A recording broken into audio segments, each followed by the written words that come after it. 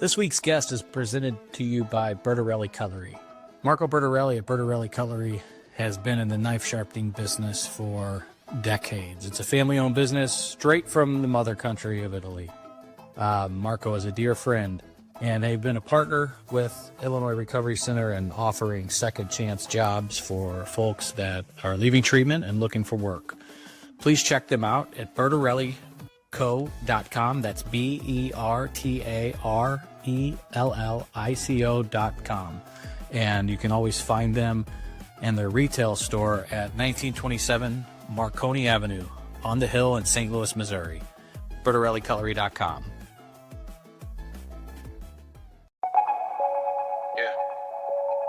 React if I had to, put some things in the past too, and don't let them distract you, but react if you have to.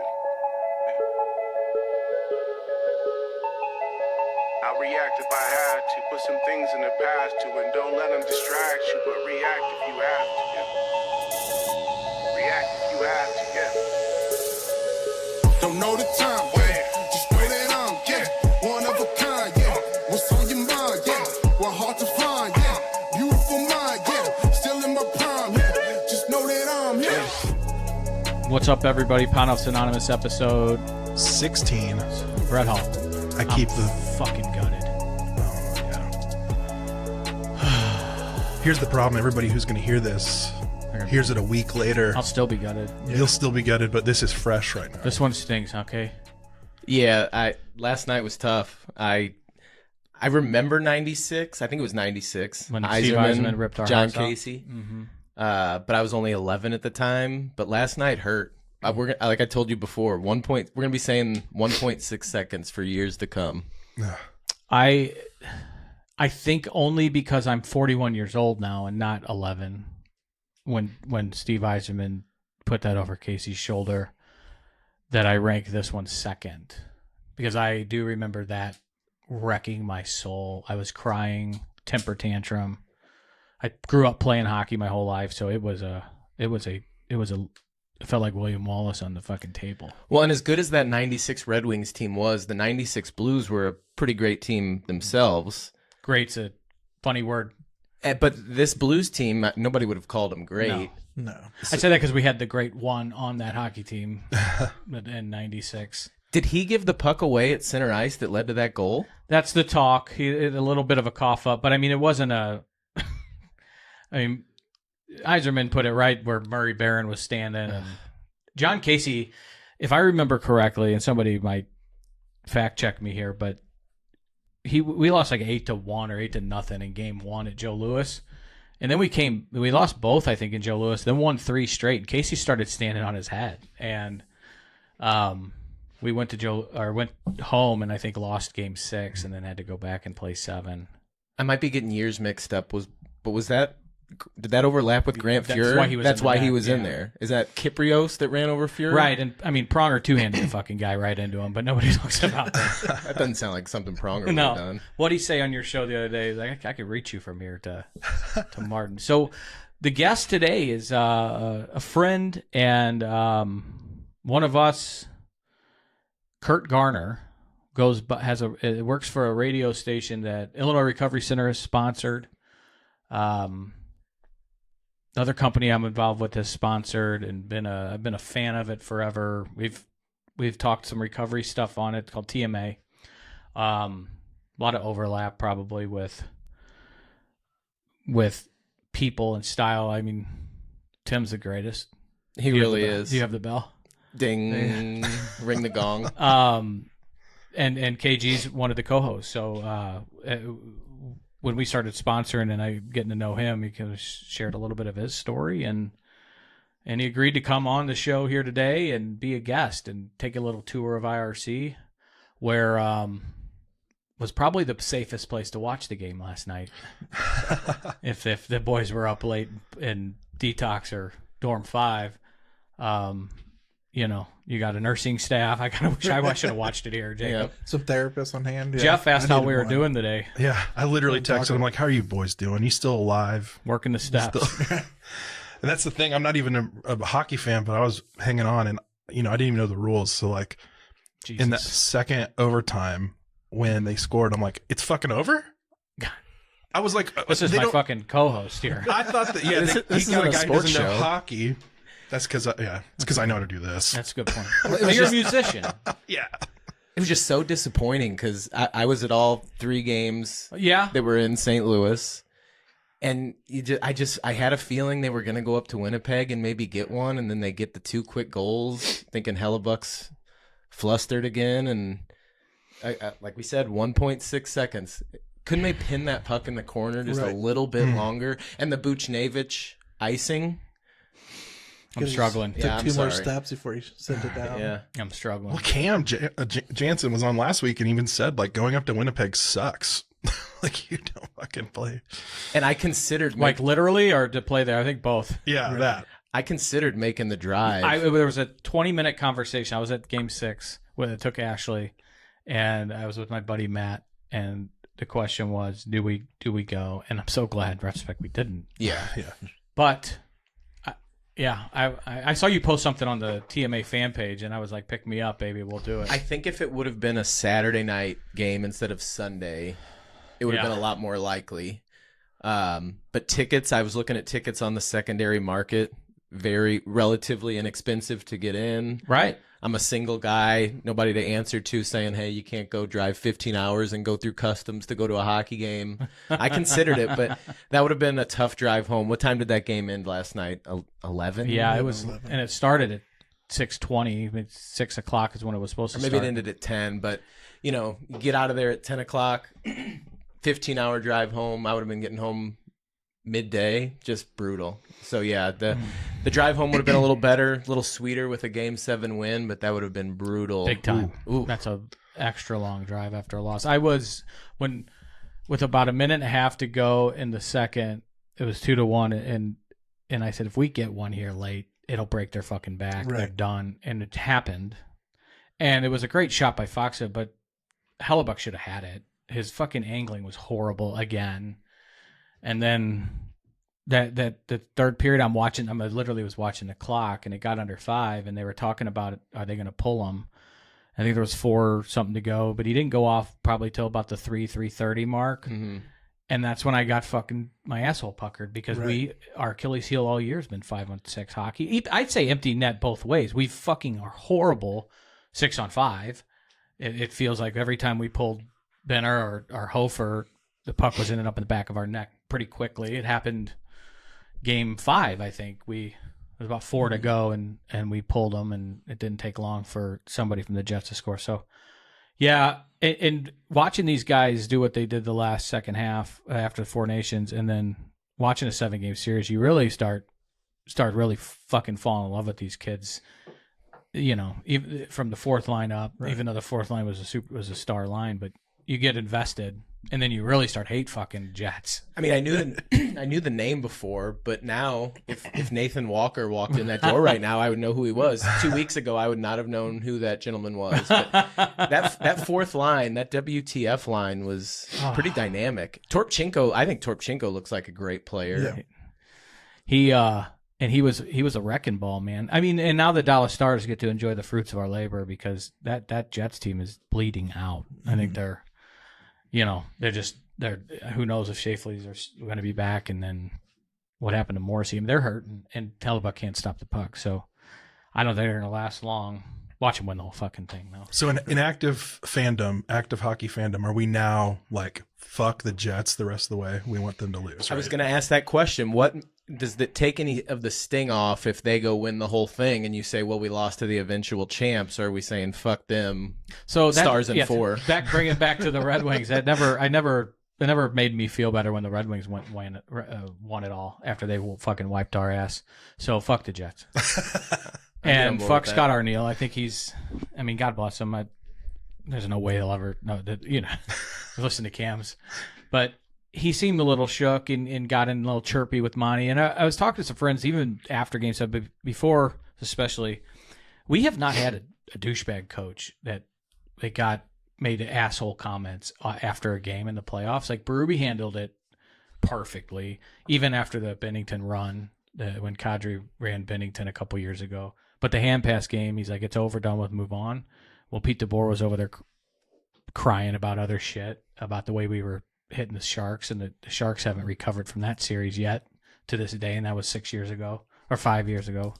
But Hitch was, Hitch was Hitch. I don't think he ever made a douchebag comment in the playoffs. I mean, some of these guys, and you give them bulletin board material. Scott Arniel, the coach of the Jets, was said something about Mane being a doctor. And they asked Montgomery, they said to him, how'd you guys handle the 8-hour flight delay in Winnipeg? He's like, we watched the Cardinals, a little Netflix. I don't know. I was in the OR, implying that he was a doctor doing surgery. So, I mean, you just win the battle there. Mic drop. But, so yeah, fuck the Jets is my play. What about you? Yeah, once my team's out, I don't take a rooting interest. I don't think I'll bring myself to watch this upcoming series. Maybe in the conference final, and I'll watch the Stanley Cup. But yeah, I think I'm with you. Fuck the Jets. We'll be watching. I mean, playoff hockey is impossible for me to turn off. Just, it's been the game in my life forever. So it's going to be hard watching this game 1 and 2 of that series. I might just stick to pulling for Chief up in Toronto. I would like to see that. My bracket had Toronto beating us in 7, so I could still stick to the right side. And the way playoff hockey is, I mean, it's every other night. Right. That run in 19, it goes on for, what, a month and a half? I've had a couple people from TMA try to reserve a room here.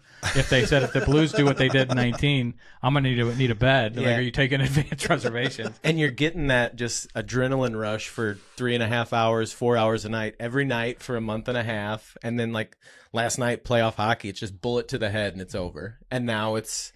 What, on to the Cardinals? I could give a shit less about Cardinal baseball right now. I mean, it's like taking some of our detox meds, watching the Cardinals. How do you put them baseball on there? Hockey, playoff hockey. Yeah, that's coming in jacked up on speed and taking Librium. Right. Yeah, my beloved City is not playing well either. So. Oh yeah, he's a Doggies fan. They finally scored a goal this weekend though, didn't they? Yeah, but they fucking lost, so we were over at a friend's house and he's like, "Yeah, I'm betting on some games." I'm like, "Bet against fucking City, you'll make some money," and he did. I'm like, shit. So what's the problem this year? I don't know anything about soccer. I don't know, man. I don't know much about it either. I'm learning, but coaching has kind of been shitty, and I really think we need a new director of like, I don't know, what do they call that? Director of operations? I don't know. Would he be like the GM? For yeah, kind of. Yeah. He's made some fucking weird decisions. I don't know. I think they have been doomed ever since they haven't officially named themselves the Dogs. I don't ever hear that name. So we do. I never got the Ravioli Boys. No, I don't like that at all. One of the Ravioli Boys.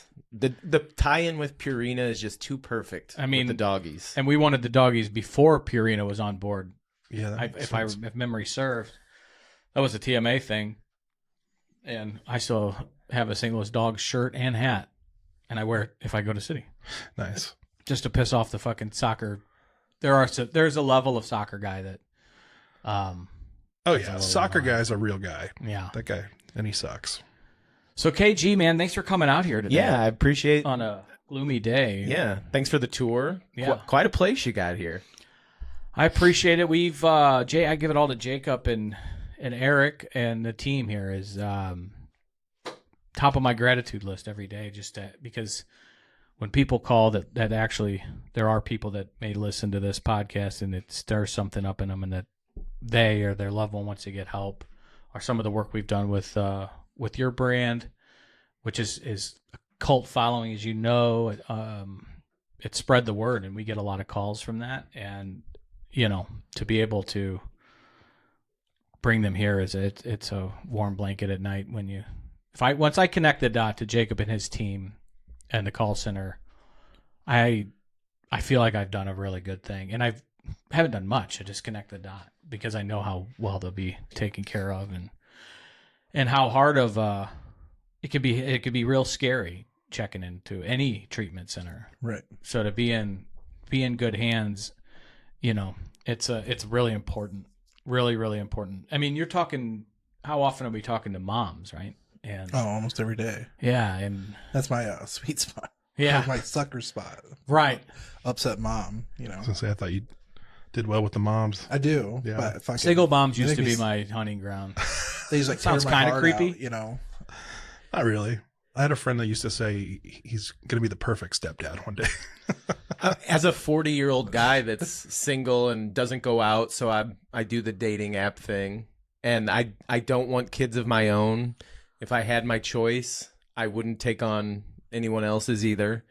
But the dating pool in St. Louis is shallow enough as it is to find one that is a non-breeder up to this point is even more difficult. But Sure.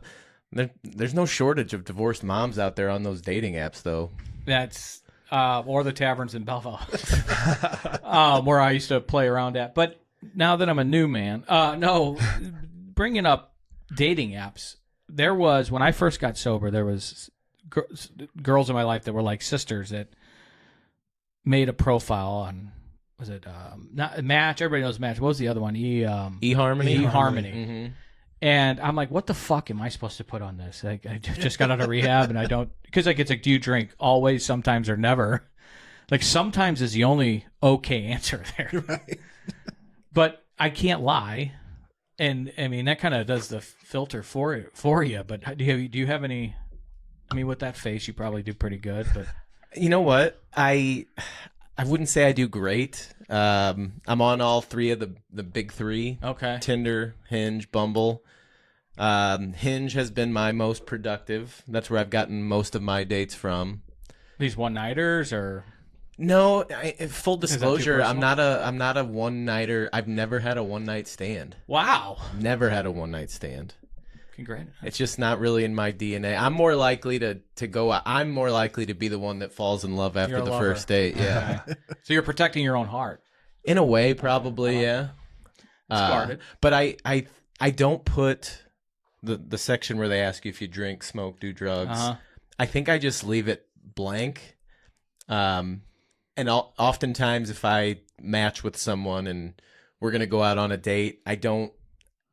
I'm still feeling it out, but I don't want to tell them that too early that I'm sober. I think they can make a judgment early on, Sure. and I like to get them out first, let them see my personality a little bit before I let them in a little bit on my story and tell them that I don't drink. So I leave that part. That part blank. Well, I mean that is fair. Do you meet these dates at a bar or coffee shop? What's the play? You know what? I do have a go-to. Uh-oh. I do have a You go-to. keep it off the record. No, I don't mind. Puttshack. Nice. Puttshack is my go-to first date spot. I don't mind if a date has a drink or two. Sure. So there's a bar there. If they want to grab something, they can. Provides ample time and space for conversation. You can have a little friendly competition with some putt-putt. I joke that I have to warn the staff at Puttshack not to blow up my spot. I was gonna say that's funny. And if I could just get my hands on a punch card, I'm bound for a free game here at some point. What about the hole in one on the 18th? Is that a thing at the Puttshack? What do you mean? Like if you remember at the old putt-putts, if you sunk usually like 18 was this big trick hole, That's right. and if you sunk it, you'd get a free round. Oh, I don't know no, they're Puttshack. not giving away anything Not for a free Puttshack. there. Well, I will, a little insider knowledge on Puttshack. Company that I'm involved with does raised access floors, and we built that Puttshack, the one in Louisville. I think I said that right, Louisville. Lol. Nashville, Boston. So it's really a sophisticated floor because all the wiring goes underneath, and those holes come in pre-assembled. So they ship whole complete, and the floor has to be in first and completely cut to match the specs of each hole. It's really something. It was very hard, and the company I was with, which also was the sole owner of it, didn't make any money on those jobs, but I do know the price of the floors, and I cannot see them giving out too much for free to pay for that. No, and it's not the most expensive date in the world. I don't think with any of the fine young ladies I've taken to the Foundry and Puttshack. I don't think we've ever eaten there But even like the putt-putt games, it's not the cheapest date in the world. Sure. So, It is fun. I've done it. Have you done it, Jacob? I've never been there. I've Jeff? played Not putt-putt there. before. but Yeah, not there. same. No, it is. They have a roulette Puttshack? wheel. Like you putt up into a. It's pretty. It's not what the fucking like brown AstroTurf at center field. Pardon, I don't mean to out another company, but it's no Tower T.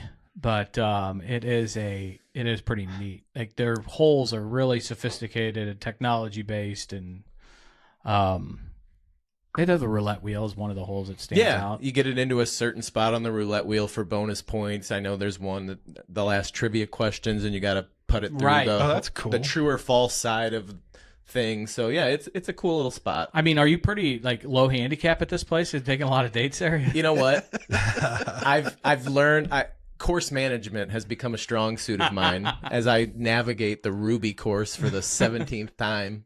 That's pretty funny. But yeah, man. that's my spot. I don't like to do first date meals.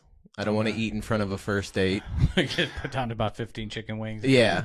Not a drinker, so I'm not looking to go out to a crowded bar. I like activity-based first dates. Okay. Nice, good icebreakers. Yeah. Well, good for you. I hope to all the success in the world. Thank you. I admire. It was always nerve wracking when I was filling out that profile, and I never went on a date. I was still tying up loose ends from previous life, and then finally decided to grow a pair and ask the girl out at church, and That's right. Here we are. Now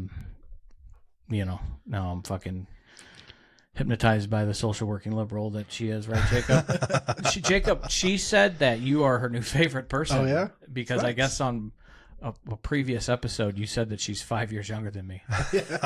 So you want her She the fuck looks over. 10 years younger than Ashley, me. that's bullshit. Quit adding it. Yeah, what's Ashley got against you? I don't know. Bring me Sorry. back, Ash. Oh yeah. What did you? I thought we were besties. I jokingly offer her up on KG's radio show. I was Sure, she never saw it coming in a relationship. I think Right. I think everybody that has ever hosted, guest hosted, produced, or been affiliated with TMA in any way has gotten the offer, except for me. Oh, Now you sound. I don't want you to punch me, but now you sound like Iggy. He says that he's the only one I didn't offer. You know, maybe Iggy and I are more alike than anybody ever thought. I could give you guys Ashley for a night and bring this together. It would be like the Treaty of Versailles. Oh my God. What a way for a relationship to mend over Wouldn't it? somebody else's wife. that's amazing. We don't edit, right? Well, Oh no. shit. Actually, I think that's terrible. There we go. Trying to kiss ass here, okay? We'll see if we can broker that peace deal. Okay. That would be something. Yeah, no, that it wouldn't be fun. It wouldn't be a funny shtick on the radio show if she was anything like she's portrayed. Right. Anyway, off of that. So Kurt, you come out here for a reason. We've bonded over this. You have what? Almost 4 years sober? Yep. From alcohol? August 16th, 2021 was my first day alcohol free. I want to give you start where you feel comfortable, but we want to hear your story. We want to hear because everybody's story is unique, but everybody out there will relate. I think there's always somebody, that can relate. And I bring this up because this conversation happened this last weekend. Is they were using somebody to gauge their level of what they would not admit as a disease or a sickness, which can be really dangerous because when I first got sober, a lot of people started calling me, "Hey, Chris, how much did you drink exactly?" And I would, fucking 2/5 shots of Rumpelmans, and that was just to get to lunchtime. And they were like, "I'm good. I don't got a problem," right? Well, that's dangerous because we know people, someone who's going to come on soon that's major problem was not drinking every day. It was when she drank, and that would blow up. I know a guy that could go 3 months without a drink, but when he did drink, it was a 5-day bend. So there's so many different types, flavors, and some can argue, which way is deadlier, right? I mean, I was drinking myself slowly but quickly to death, where someone that has a binge drinking problem is more acutely chaotic, I think, that can get to a real problem in a hurry, whether it's an accident, alcohol poisoning, shit like that. So, yeah, so share whatever you're comfortable with, because there's not a detail I don't think that won't resonate, and so we appreciate you being vulnerable and coming out. Yeah. So I grew up in a household where alcohol was never in the house. Mom's not a drinker. Dad's not a drinker. My mom's dad had an alcohol problem, and I think that's what got him later on in life. But I grew up not exposed to it very much at all, and even, a lot of my friends and peers started drinking like normal, early on in high school, and I was one of the late bloomers. I wasn't a high school drinker. Really? Yeah. In fact, I remember... You played sports, didn't you? You were a baseball player? I was a baseball guy. Played in high school and then through college.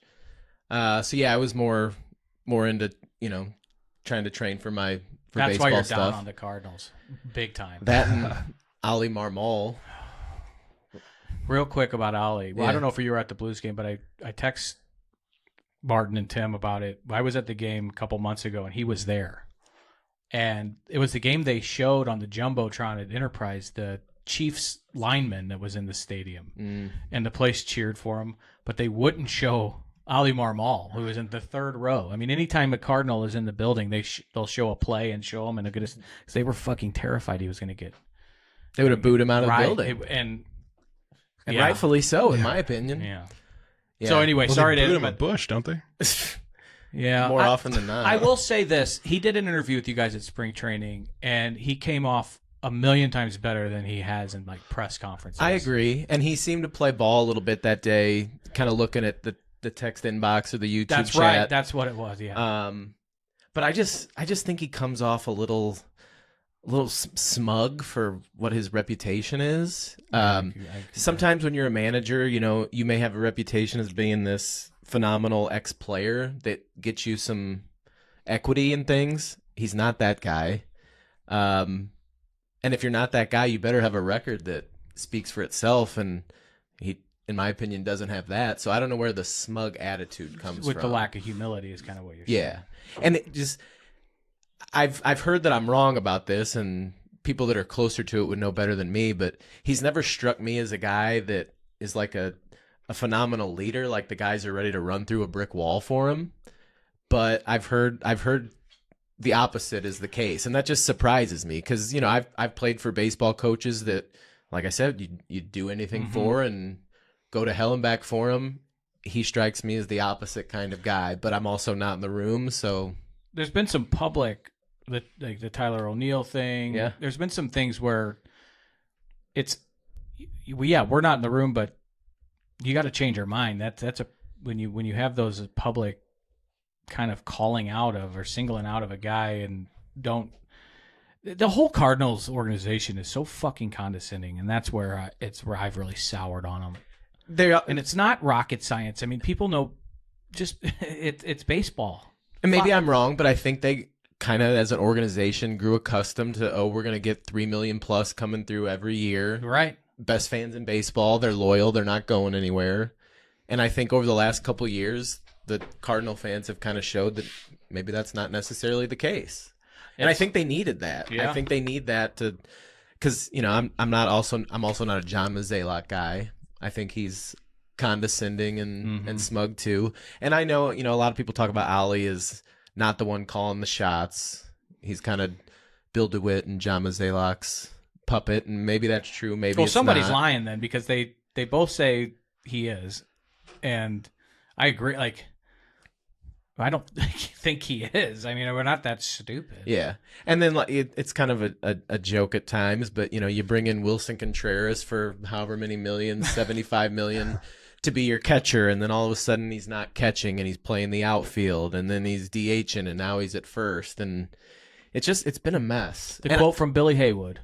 What did his friend tell him in the movie Little Big League? He said, Of course you can manage the Twins. They're in the American League. They have the DH. Well, now we all have the DH. It can't be that fucking hard. I do miss the strategy of the pitcher coming up ninth and or eighth. Or eighth. Yeah, get that second leadoff guy down at the bottom. Tony La Russa. But I used to not miss a pitch of Cardinal baseball. I could have named most of the rosters of every other team in the league. And I don't know if that was just from being a kid and playing video games or collecting baseball cards. Yeah, but that's being a fan.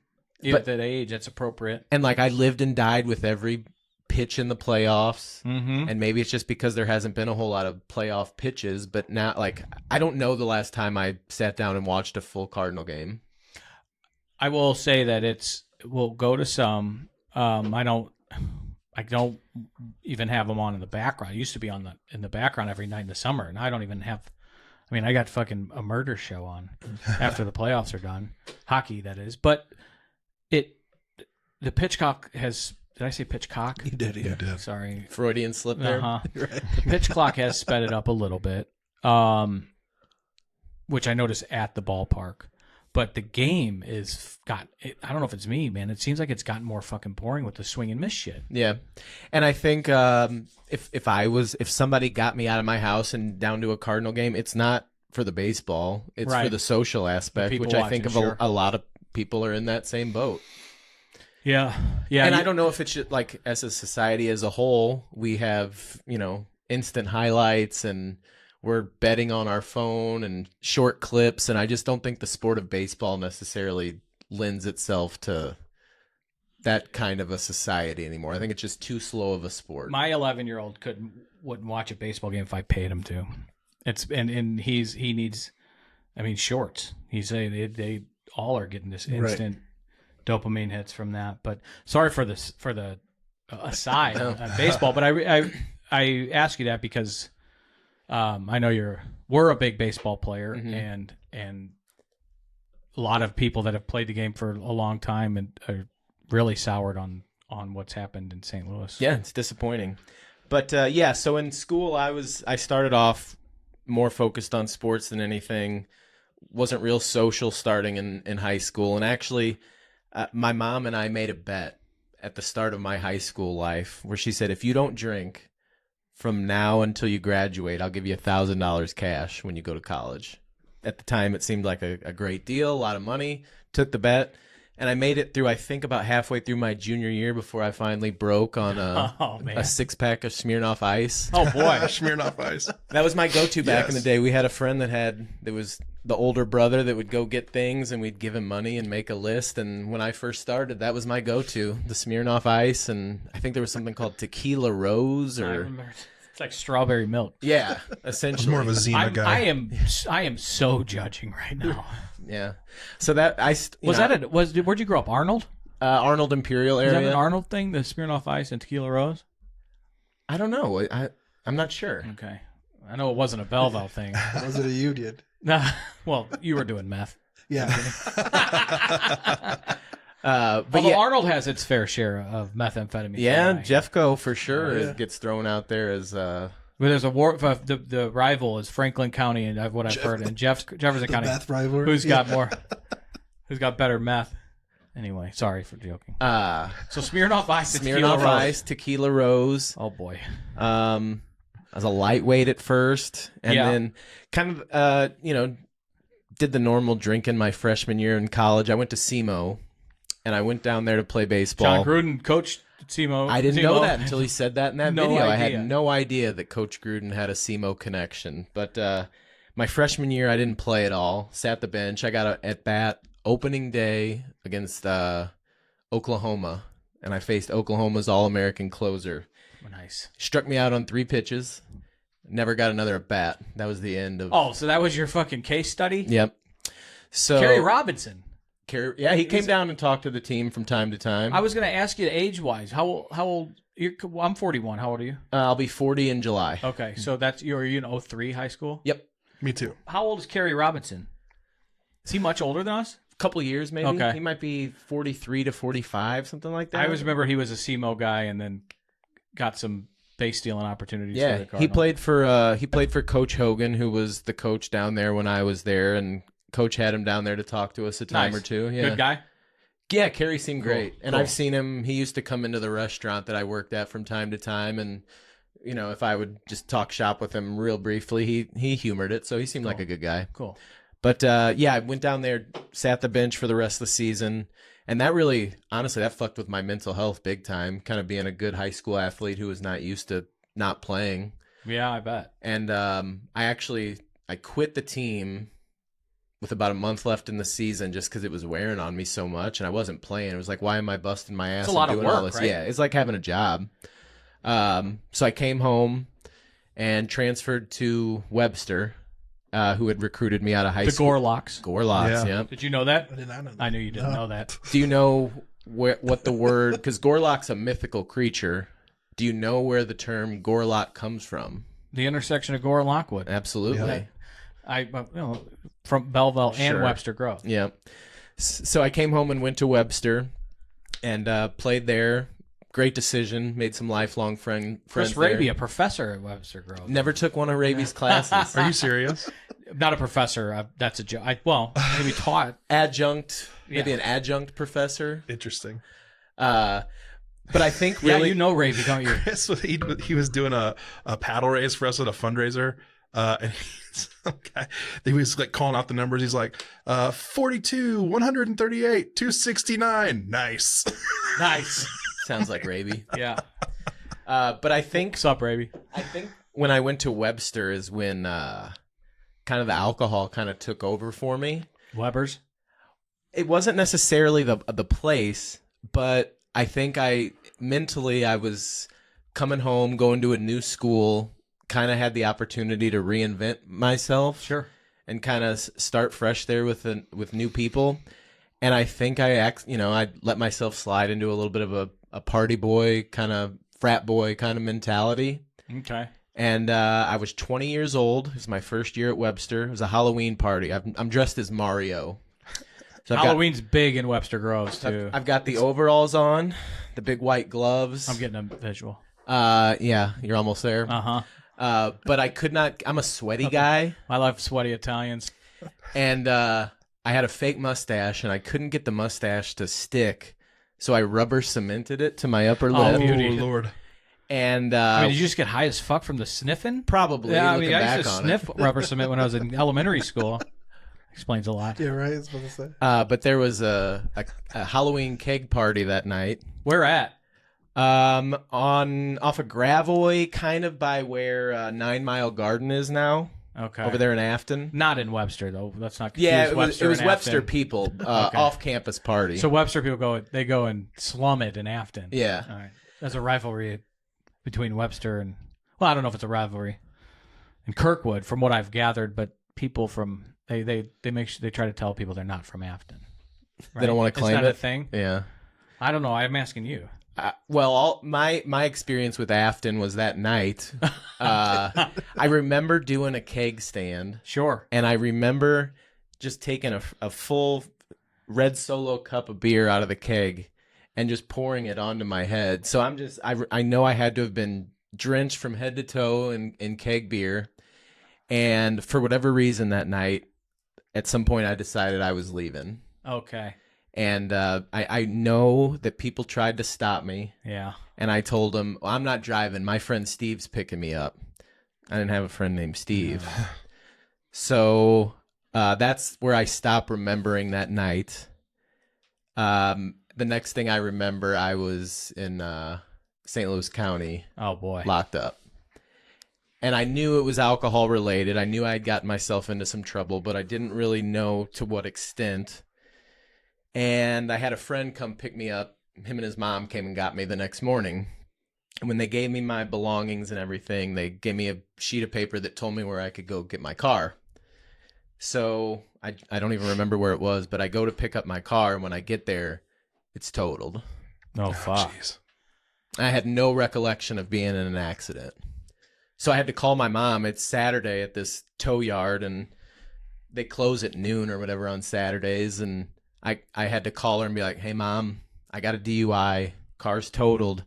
We got to decide in like the next 5 minutes if we're going to have this towed to the house or leave it here over the weekend, and we can talk more about this later. So got a DUI. Got it. Can you imagine?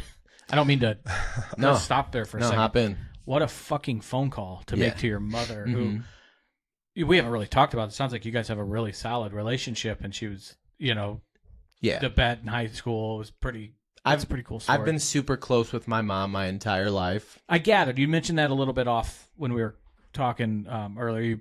So I cannot imagine that phone call. Yeah, tough phone call to make. How'd she react? I don't remember, and like I said, like I told her, I'm like, we have to decide like now. Right. You can yell at me later and tell me about how bad I fucked up. I deserve it all. You're asking her for a level of like compartmentalization that I don't know. Maybe how that's possible. Maybe something took over. Was she able to? Yeah, I remember she said, let's tow it to the house because I guess it's expensive to leave it on that lot for a Saturday, a Sunday, or whatever. Yeah, they don't bargain when they know they got you. Yeah. So we had the car towed to my house, and then I get home, and I don't remember a lot of the conversation. I'm sure it was awful, and rightfully so. I'm sure she was just absolutely furious at me. And you're injury-free? Injury-free, yeah. And I know... I found out after the fact that it was unfortunately wasn't just a one-car accident. I hit another car, and thank God I didn't hurt anybody else or myself. No shit. Yeah.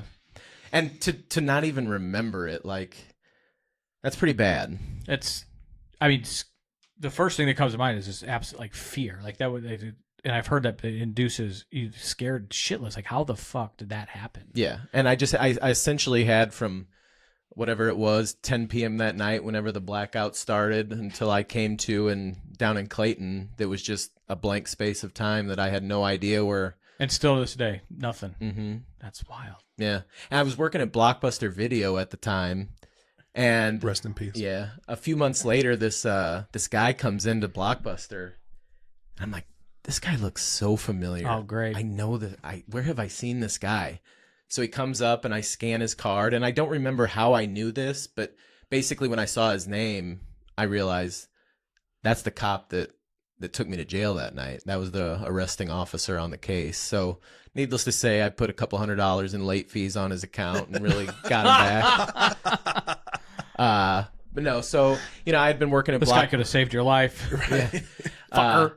But I had been working at Blockbuster for a while, and every dollar that I had made doing that went into fixing the legal side of things and paying for all that. And I think $25K is the number I hear today. Is if you get a Dewey, it's 20. You better $25K is what it's going to cost when it's done. Wow. A DWI? Yeah, DUI in Illinois, so we call them Deweys. Yeah, I don't remember it being that much today. I've never paid that much. Yeah. Today. Because it's been a while since I've had one. Yeah.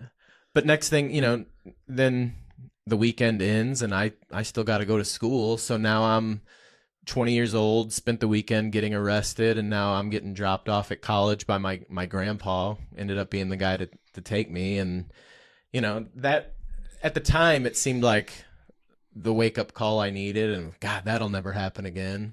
And for a while it didn't. Sure. But, then throughout my 20s. Did you get blackout drunk a lot?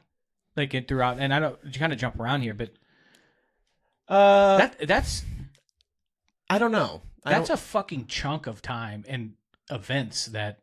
I mean, I wonder if you got hit on the head. That's a lot, like to miss.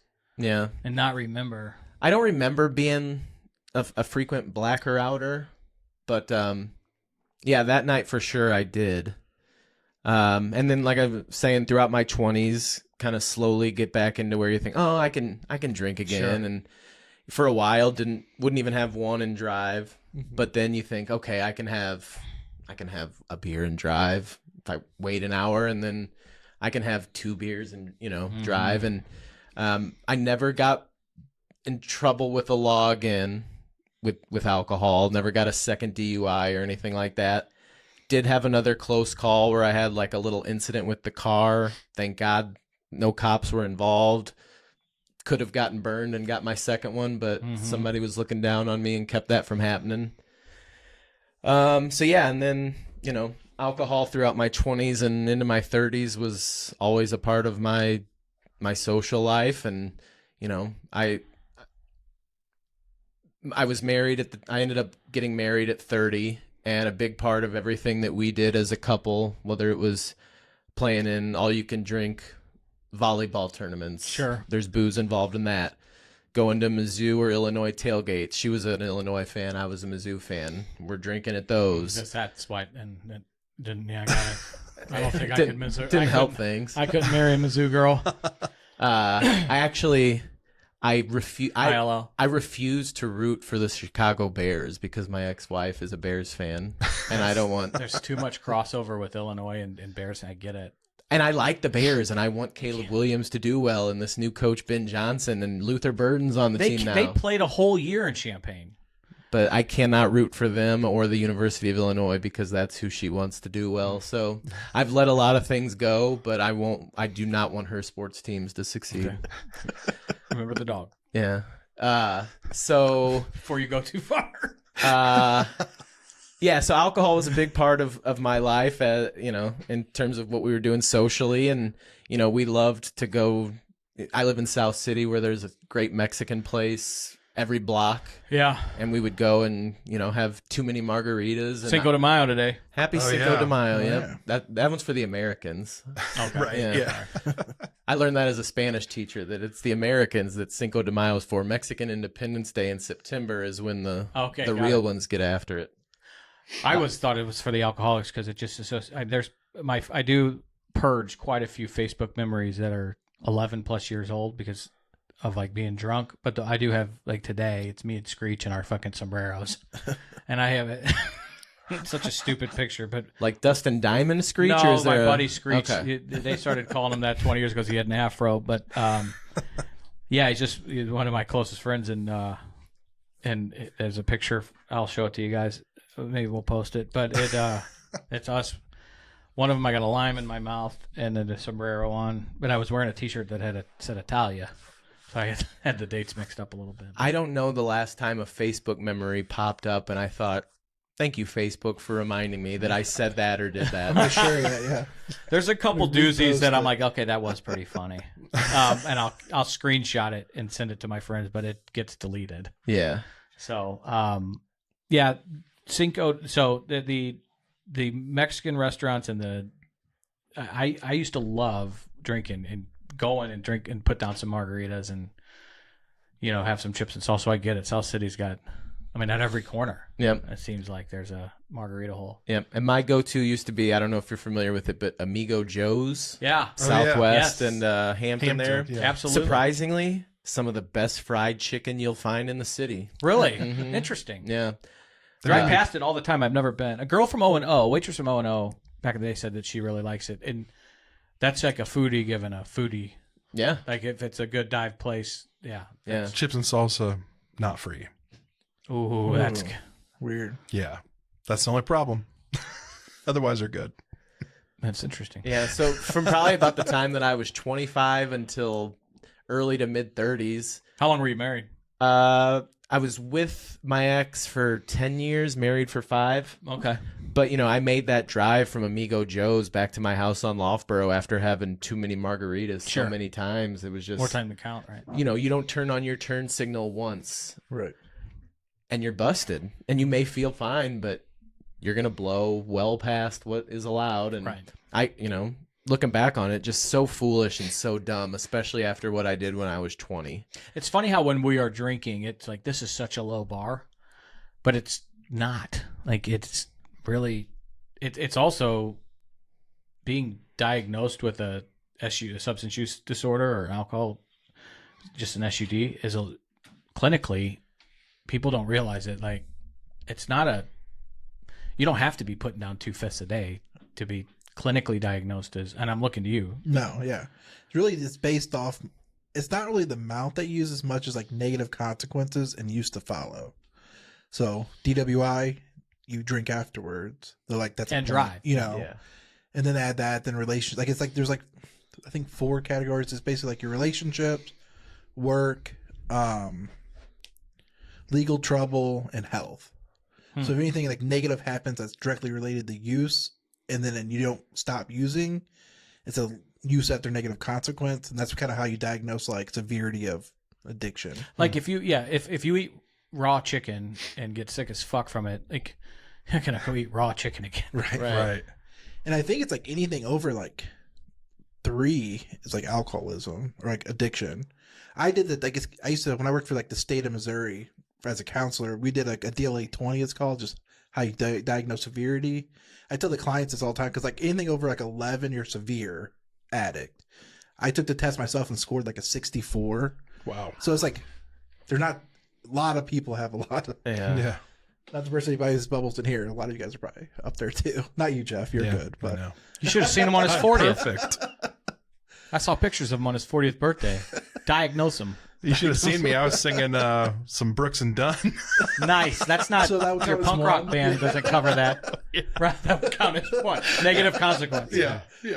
So yeah. To your point though, driving you even a missed turn signal, but you could have a tail light out, Sure. license plate light out. Yeah, you could be doing everything right, and it would have changed my life forever to get that second one, and thank God I never did.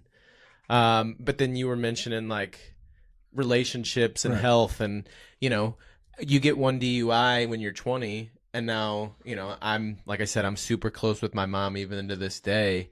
Like, of course she was going to worry about me after that, and rightfully so. Right.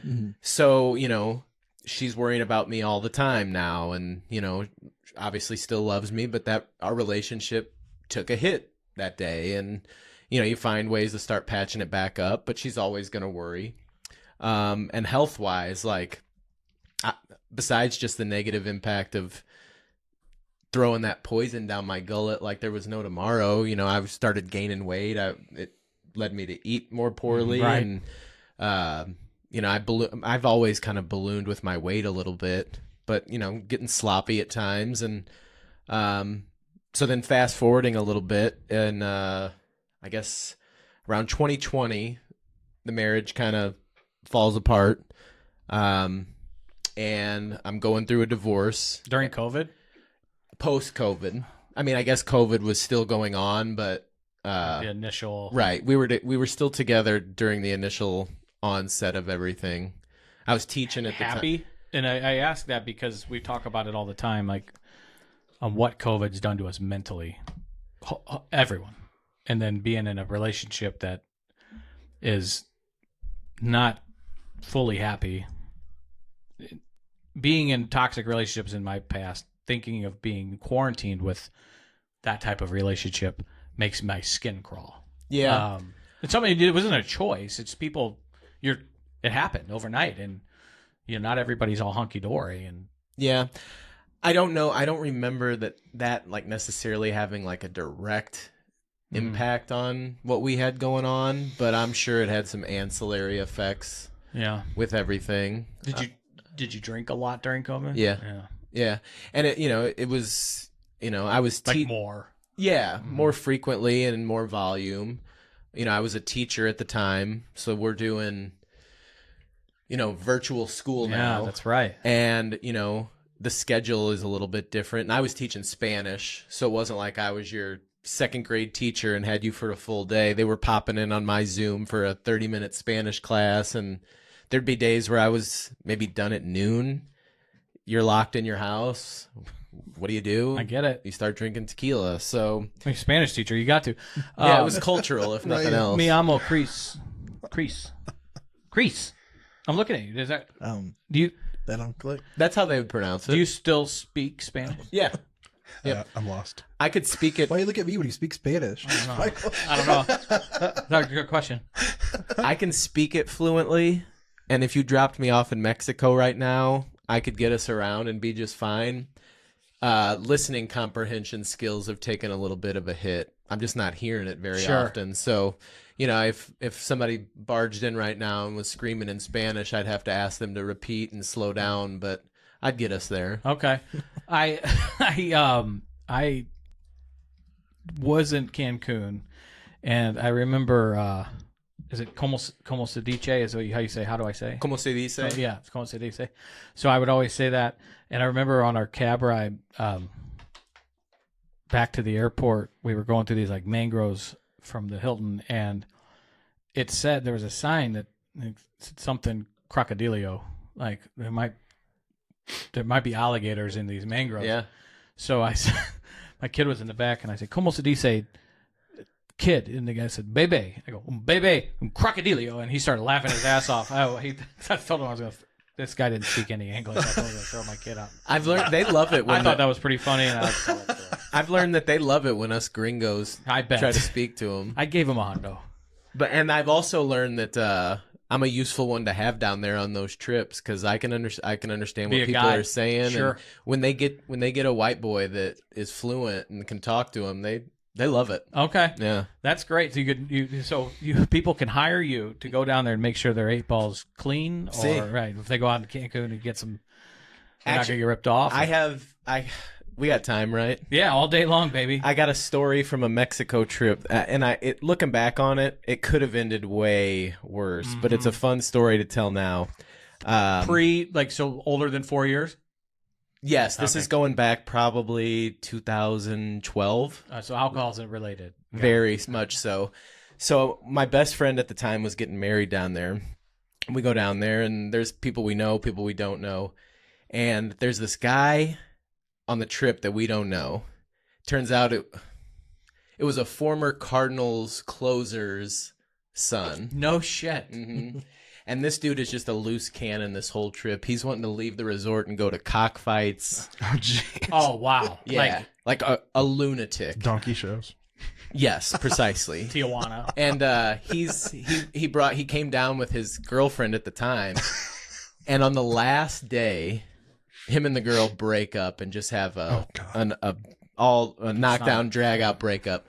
So this guy says, "Fuck her, fuck this. We're going to the strip club. I'm paying." My girlfriend at the time, who I ended up marrying, said, "Yeah, she was fun when she was fun," but she's like, "Yeah, just go, have a good time." So I'm not touching that one, Jake. Right now, yeah. we go to this Mexican strip club. We get in a cab, go to this strip club, and it's me, another semi-normal guy, and then the loose cannon.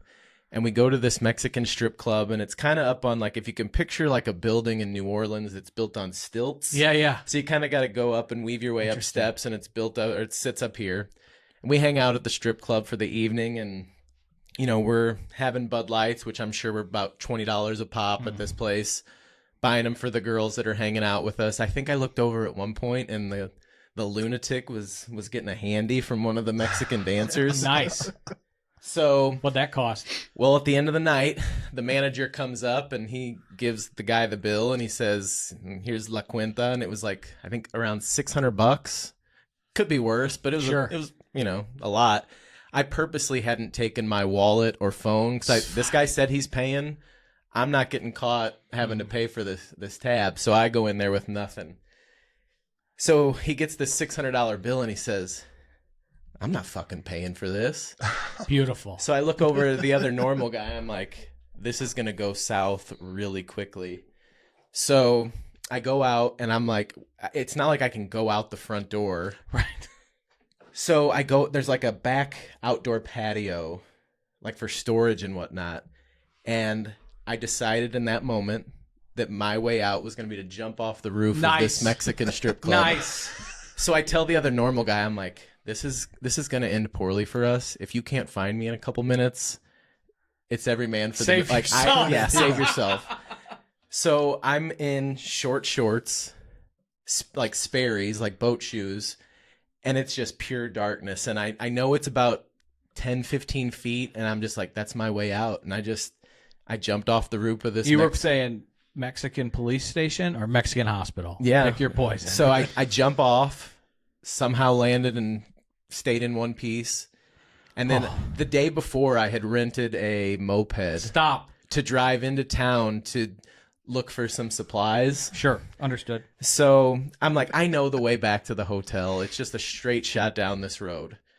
Well, what my brain didn't realize was that it's a lot faster on a motorized vehicle than it is my fat ass walking through the streets of Mexico at midnight. So I'm walking, and every time I see headlights coming, I lay down on the side of the road so that I don't get seen. And this happened a couple times, and I was walking for what felt like hours. And then finally, one time I lay down when there was lights coming, and I can tell that the lights stop. Oh, fuck. I'm like, fuck, I've been made. So I look up, and it's like a Mexican, like, paddy wagon kind of vehicle. Oh, shit. And, like, a motorcycle cop. So I go to them, I walk over, and I start speaking Spanish to them, and they're like, "Oh, you were with the gringos that no pay the bill at the club." Oh, wow. Oh no. I'm like, "No, that wasn't. I wasn't with them," which they had to have known. Like, you're 5'8", 250 pounds, White boy in 5-inch inseam shorts. It was you. So I explain that I try to tell him in Spanish that it wasn't me, and the motorcycle cop says, "Come with me," and he tells me to get on the back of the motorcycle. And I'd taken my shirt off because it was hot, so I'm shirtless, short shorts. I wrap my arms around this Mexican cop. I don't know where this is going. No idea where he's taking me. And I'm supposed to be on a flight back to the States like hours later. And you have no wallet. No wallet, no phone, no nothing. I took nothing with me. You're a dead man.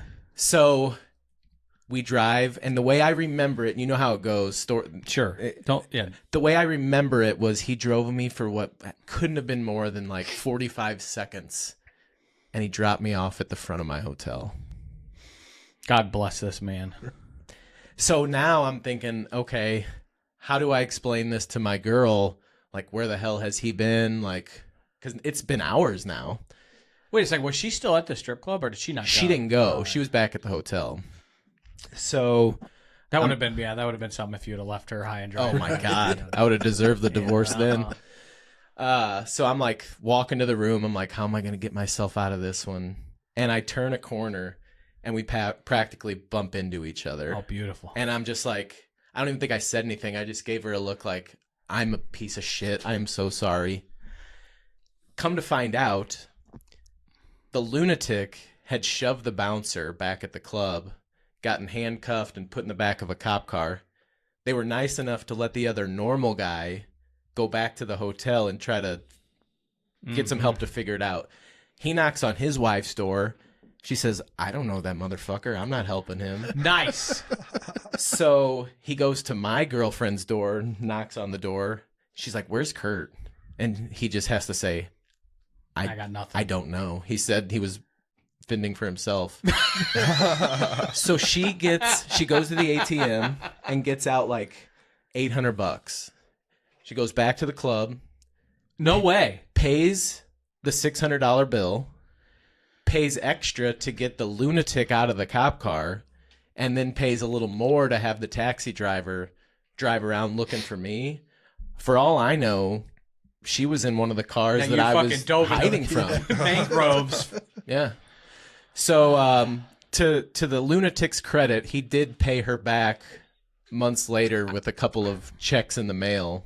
You would have thought his famous father could have just written a check and had it over with. But yeah, so that was a scary thing that I think my Spanish might have helped me. Maybe not. Well, you ended up paying it anyway. It sounds like you didn't have you smart enough not to take your wallet, and then it costing you. Yeah. That's wild. You're lucky that could have gone. But that, way worse. forget the money. Just like you hear the horror stories of American tourists down there that you never see or hear from them again. And ones that aren't really being assholes too. Like you hear about the poor girls down there that it just, you never know. I mean, like you don't, sometimes people, like there was a time I got arrested. I deserved every bit of the ass whooping I got, right? Like I was being a jerk off and smart ass and got dinged up. Like there's stories like that your buddy probably deserved to get the better end of a Mexican police baton a couple times, but probably didn't. And hopefully learning experience for him. So yeah. So needless to say, alcohol was still kind of a trouble in my life around, and I guess I was about 27, 28 at that time. I can't remember how the math would add up. But anyway, fast forward, marriage goes south, going through a divorce, and I'm just really drinking harder than I ever have before, self-medicating. I was going to ask you, do you think at this point it went from drinking to have fun to drinking to numb? Absolutely. Because that's a big...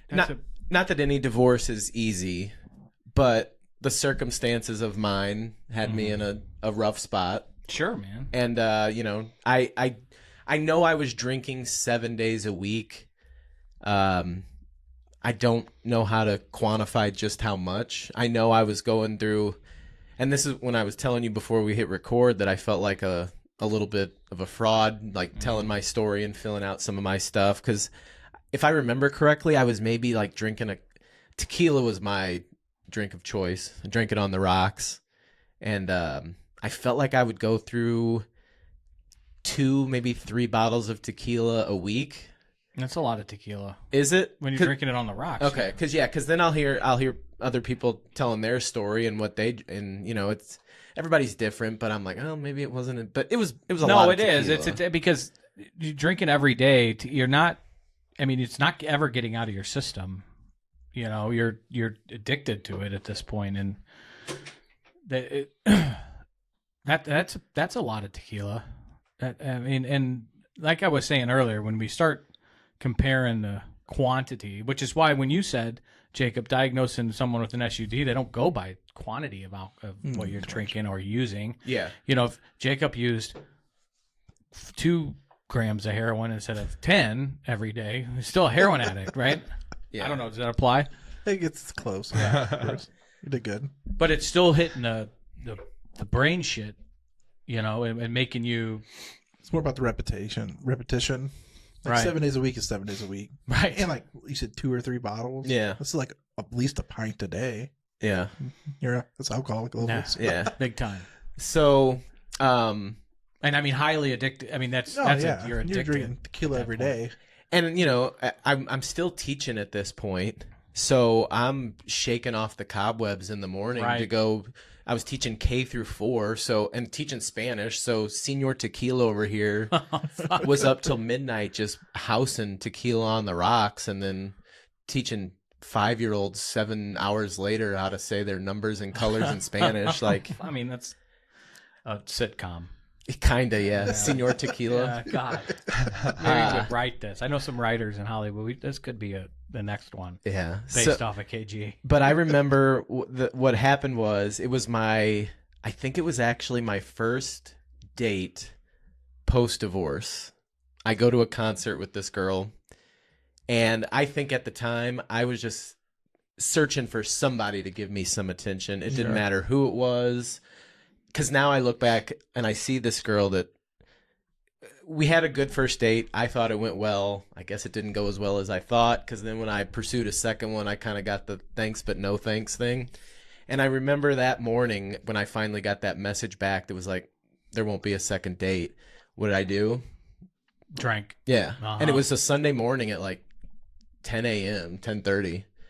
And I started drinking, and I had a couple, and I remember distinctly looking in my mirror in my bathroom and kind of seeing this drunk, nasty face that just hated what he saw in the mirror. Fat, had gotten so fat and out of shape, and just really just a piece of shit all around. And I thought, this is not the way that we handle any sort of like adversity or something that of a mild inconvenience that a girl you hung out with one night didn't want to hang out with you again. And it caused you to start drinking at 10 a.m. on a Sunday morning. Yeah. And I poured it out, That's pretty mindful. and I went for a walk. I remember going for a walk in my neighborhood to just try to get some clarity. And the next morning, I started 75 hard. I've heard of it. I haven't done it. You know, and Believe it or Heard not. of it. Yeah. and you know, it can be a little culty. You know, people that like CrossFitters, they're always talking about CrossFit. So I'm not trying to be Mr. 75 It's all right. hard It's here. all right. But that program, no booze, no Sure. exceptions. Pick a diet. You can pick any diet you want. Carnivore, keto, whatever you want to do. But you got to stick to it. There's no cheat days, no treats, no nothing. 2 workouts a day. Each has to be at least 45 minutes, and one of them has to be outside. No excuses. Rain. Okay, that's the one. That now I remember because it's the outside distinction. Gallon of water. No matter what, rain, sun, or rain. Tornado. If you didn't do it, you start back at day 1. Gallon of water. Which isn't easy, right? The gallon of water. It's harder than you would think when you're not really used to it. Yeah. And then you're supposed to read 10 pages a day of nonfiction, preferably in like the self-help or personal growth category of book. So I started that the next day and made it through without any restarts. If you don't hit every one of those checklists every day, doesn't matter if you're 74 days in, if on day 75 you didn't finish your gallon of water, you're back to day one if you want to stick to doing it by the book. And Wow. I made it through with no... What diet did you pick? Kind of just like a keto adjacent sort of thing. I wasn't doing... Could you have the whipped cream? What's that? Could you like it? No, because I have a sweet tooth. Yeah, me too. I did keto for about a week during COVID, and I did it because somebody told me I could just shoot the whipped cream in my mouth for a fucking... What? No, I didn't know you could do that. Well, I don't think you could, but that's what Gotcha. So I was just like pounding this whipped cream at night. And I'm just glad you weren't doing whippets. no. The only treat I allowed myself on my diet, the treatiest thing I would have let myself have was peanut butter. Okay. So fast forward 75 days. I hadn't probably gone 2 weeks without booze since I started when I was a junior in high school at that point. I'm in the best physical shape of my life. And that's important to you. I've heard you say that a couple times. You did the gym, physical shape. Because to get 2 workouts in a day while you're working a full-time job, one of them is probably going to have to be in the morning. Yeah. So I started working out before work every day. And that, nowadays my diet is kind of garbage, but the workout part has stuck. Like my alarm's right, I set 4 of them every day, and the first one goes off at 3 a.m. Oh boy. So if my day's perfect, I'm up at 3 and I'm at the gym about 3:30. Jesus. Yeah. So that's stuck. So I'm What in the gym? Club Fitness. Oh, the 24 hours. Yeah. If you got the 24-hour access, you can scan in at any time.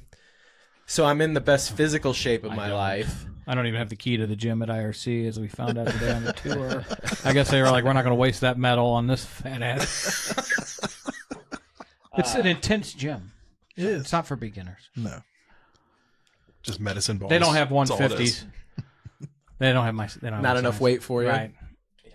So physically, I was in the best shape of my life. Because you're also supposed to take a progress picture every day, which I hated, but there's something to like seeing where you started. It is, And like yeah. when you're 2 weeks in and your kind of love handles are starting to melt away a little bit, you realize it's working. You're like, oh shit, So I think that's actually an important part of it. But at the time, for the first time in my life, I had the signs of abs poking. You get those little those The squares, Vs? yeah. The The V to Vs the down P, there? I call it. It's not there anymore, but for a while it was. But Somebody said you don't have a V to the P, you have a fucking U. But mental health improved drastically. The pictures are important. We talk about it all the time here about people. I mean, it's a thing. Their check-in day and their check-out day, and they're 2 different human beings, and that's 30 days of just detox. Yeah. And so a lot of them will work out here and do a lot of self-help, ton of group stuff. So I mean, there's a lot of similarity with what you like. Essentially, did your own recovery program. Yeah, because you asked me earlier if I had ever attended meetings of any sort or been a part of any groups, and I never was. But as I talk about like the physical health getting better, the mental health getting better, I still to this day think the best byproduct of me cutting the alcohol out was how much my relationship with my mom improved. Because she, like I said, she always worried about me and still probably does a little bit to this day. But I think after, X amount of days where she saw, oh, he's serious about this, we're closer now in my late 30s than we have ever been, because she realized, oh shit, this is for real. That's pretty awesome. Yeah. It's a thread in a lot of the stories that we've heard, I think, is this relationship with family, but specifically moms, right? I mean, it's pretty cool to hear that. Jacob, that was part of your story. And Cam was talking about it last week. Yeah. I listened to that today, Yeah. hearing him talk about his mom and kind of seeing it in his eyes when he would come in and wasn't doing so hot. Right.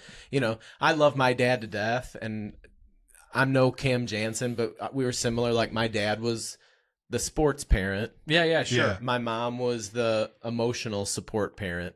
And when I put her through hell with my DUI, There's pros and cons of that you're no Cam Jansen. Well, he'd say the same thing. I don't know. Cam's pretty freaking awesome. Yeah, God love him. God, he's the best. But yeah, just the hell I put my mom through with the DUI, the near second one, the Mexican strip club jumping, like this poor woman and what she probably worried about. Because, you know, we resonate. In November of 22, I had been sober for a little over a year, and I went on my first ever solo vacation. I went to Tulum, Mexico, and I was going by myself, which she was worried to death about that. Sure, I can imagine. And, you know, now at that point, I'm no longer drinking, so I don't want to go stay at a all-inclusive resort where they're just serving up pina coladas all day. So I rented an Airbnb like in the Pueblo, like in the town. And I like that kind of vacation where you're living a little bit more like a local. Yeah, sure. Yeah, that's cool. And for the first time in my life, I was on vacation, not seeing how drunk I could get, Right. how much tequila I could throw back. I went on a snorkeling excursion. I went cenote diving with just a clear mind. And I remember every second of it. And it like... It's fucking experience there, man. Yeah. For sure. I can sit on my couch and see how much tequila I can drink. Yeah. So it was nice You to did go that. I did. Yeah, I've done both. Right. But yeah, I think that might be when my mom finally realized, like, oh, this isn't a problem for him anymore. He's gotten to a point where he's good for now. So I was worried that I would maybe not be as social when I stopped drinking. That's always I think we hear that a lot. Oh, yeah, that's a big one. But I actually I think I maybe got more social after I kicked the booze. Our definitions of social change. Like you're not less of a social person because you don't want to be out from midnight to 3 a.m. Right. You like I can hang out at a bar. I just get fucking bored just sitting in the same spot and listening to somebody repeat themselves for 2 hours. Yeah. Like, but there was a learning experience of how do I go play golf with my buddies without, shooting the little fireball shooters. And I hear that. That's one of the most common questions I get from people that would identify as similar to me, whether it's age, straight white male, our business stuff. How do I play golf if I stop drinking? And I'm like, I fucking like it more because I can grab my clubs and not have to worry about what the cart girl's going to have and what I got to stash in my my bag. If I got to have fireball shooters or whatever the fuck, but go and play and enjoy the experience of being outside and playing golf. It was like, but I remember having that. How am I going to do that? And like concerts, like I started, I used to just drink tequila on my couch, and then all of a sudden I kind of felt like I wanted to start living more. Right. Next thing I know, I'm going to concerts sober, and I'm doing everything by myself, not because people didn't want to hang out with me because I wasn't drinking, but I just got to that point in life where a lot of my friends started starting families, and I can't call up my buddy with 2 kids and be like, hey, you want to go to a concert in an hour? Yeah, right. And at the pageant. I realized that if I kept waiting for people to say yes, I was going to be waiting forever. So I just started. I've gone to concerts by myself. I've gone to Mexico by myself. That's ballsy. I love that. I got to make fun of Ashley for a minute, but now I feel bad because she had been divorced. We met years after her divorce. She got divorced out in L.A. and then moved to St. Louis. But I remember kind of befriending her, and she was like, yeah, what'd you do last night? She was like, I went to a concert. I'm like, oh, yeah, who I'll go with? Myself. She went to Tom Petty. She's like, she could go, and she said she had one margarita on the lawn and watched a Tom Petty concert by herself, and it was the best. She used to go to movies by herself. Yep. Because she, very similar, said the same thing you did after probably going through a divorce, feeling a lot of the similar shit that you felt, that she got to a point where I'm going to go out and experience life.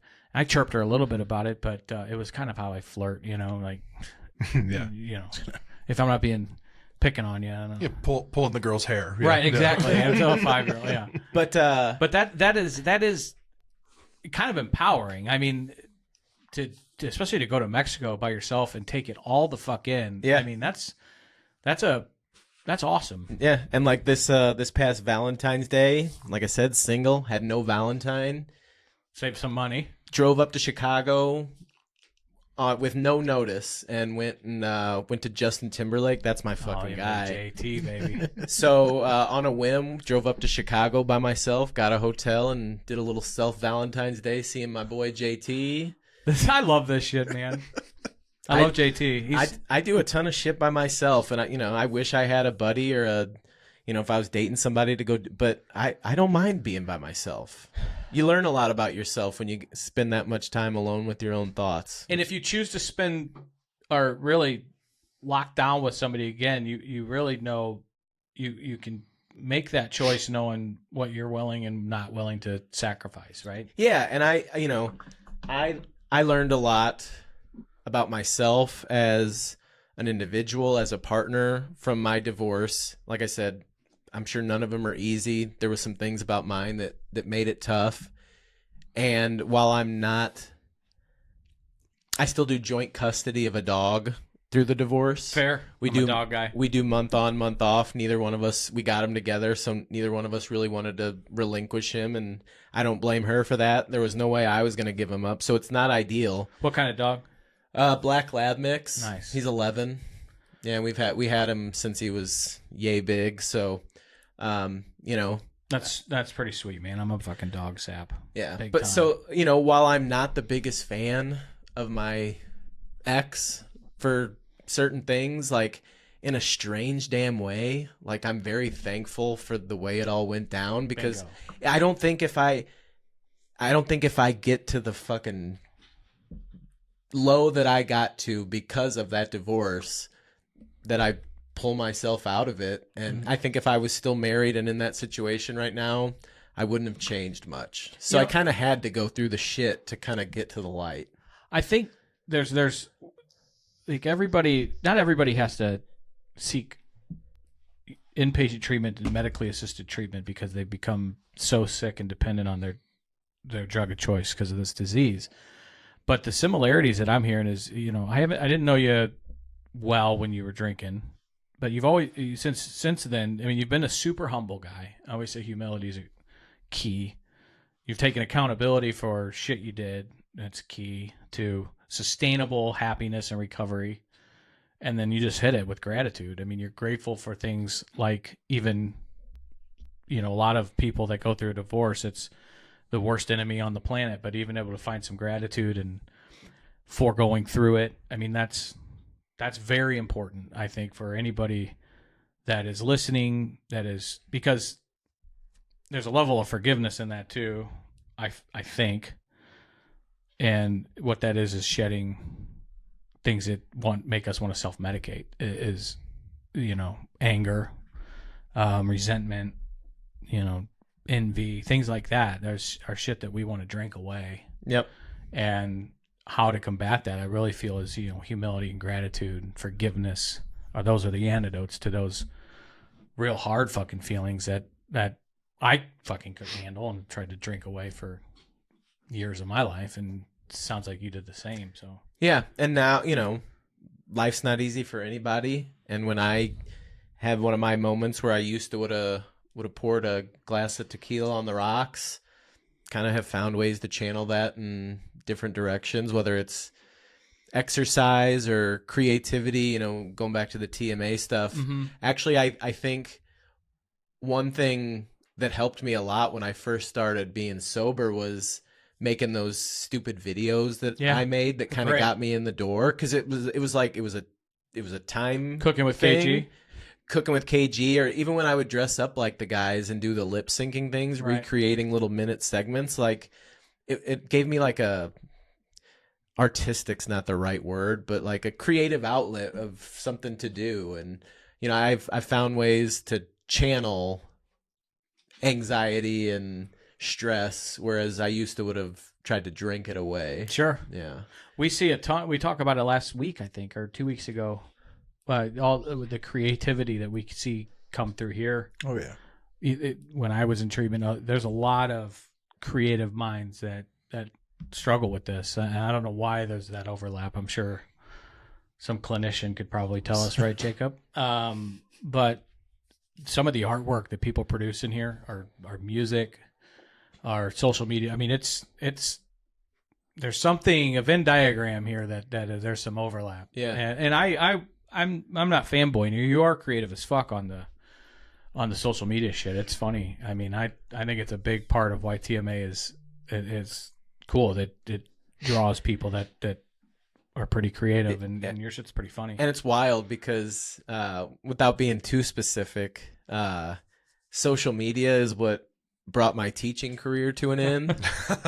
We'll let people use their imagination. Yeah. So I posted something on TikTok that I just couldn't quite recover from. Sorry. And it ended up being like, I never loved teaching. I got into teaching so that I could coach. And then about halfway through my teaching career, for various reasons, I couldn't coach anymore. So now all of a sudden I'm just stuck with this teaching career, not coaching. So I never loved it. And I don't think I would have ever had the courage to just get out on my own and try to find something new. So even though I have two they're not real. I have two metaphorical bottles of champagne on a mantle at my house with the names of the people who decided to get rid of me from the educational world. Okay. And when they meet their demise, because they will one day, I'm going to pop those bottles of champagne in celebration. But I look at it as the universe's way of kind of pushing me through a door I wouldn't have ever been brave enough to step out of on my own. And when it went down, like I thought, shit, I went to college for this. I've invested 13 years in it. Missouri teacher retirement is actually pretty good. So it seemed like it was the end of the world. It was the best thing that could have happened to me. Because then TikTok then gets me into the TMA world, and I've loved every second of being a part of that. So TikTok giveth and TikTok taketh away. You're doing something now that you love to do, and that my old man used to say that was the key to happiness is love what you do.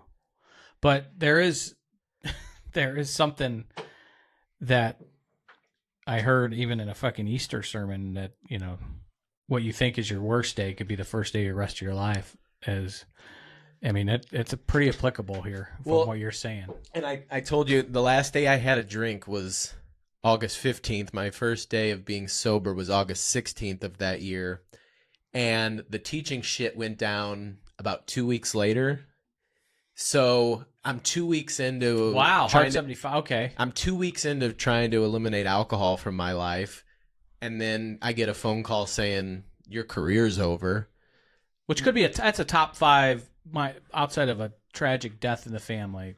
You got to put that potential phone call, top 3, top 5 worst calls you could get. Sure. Of life-changing calls. And also, at this point, I'm in the middle of a divorce. So, like, I'm trying to be sober. My marriage has fallen apart, but it's ending.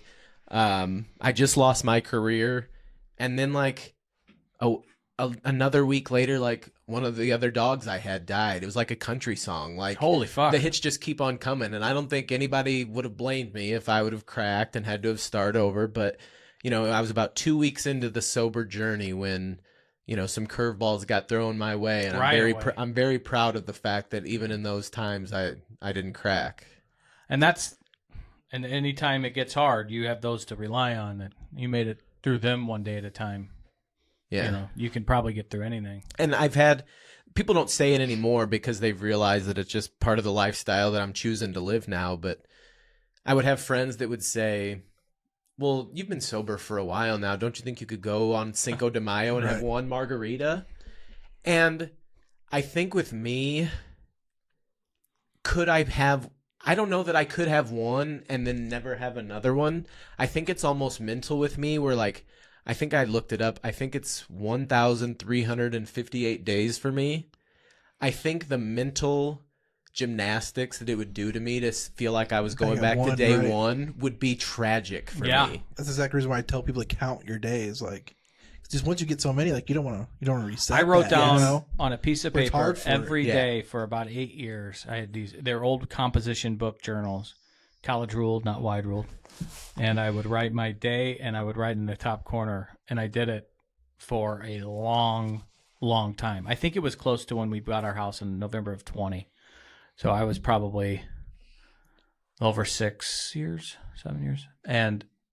But that day, that was that, and Ashley said it before. I'll joke around with her. I'll be like, if we like, you know, can be dramatic at times at home. Like, I'm just going to fucking get shit-faced. And I don't say it like as an asshole. It's always something really stupid. Like if the Blues lose this lead with 1.6 seconds left against the Jets in Game 7, I'm going to fucking go put down. She's like, then you'd have to start at day one. And I'm like, fuck that.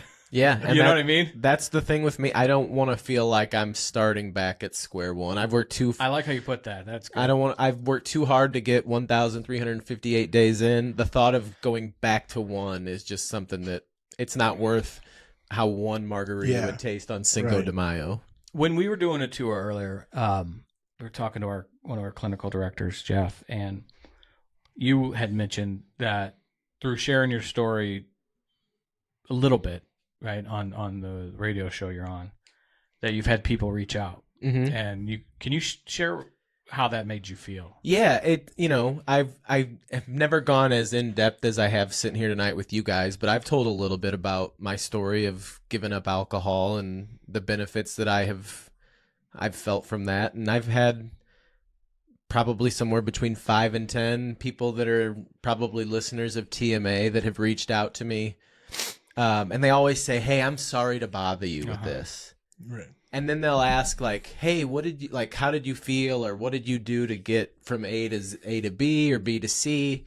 And I feel bad because I don't have great advice. I know what I did, but it's just like, it was super humbling to know that people heard me saying something that maybe was just a throwaway story I told on the radio that day, but they took it in and it resonated, and then they feel comfortable enough to message me or text me and ask how I did. It's like, it's a humble feeling to have people coming to you for help, and it's never a bother. Like, I'm proud, Sure. and it feels good to be on the helping side of things. And we have one that we both know, and this person was going through it, and I told him, please, literally anytime, call me anytime. It feels good to have people know that your story hit them somewhere where they felt comfortable to 100%. reach out to you about it. So it's a great feeling, and I hate that people are going through it because I know how it feels, but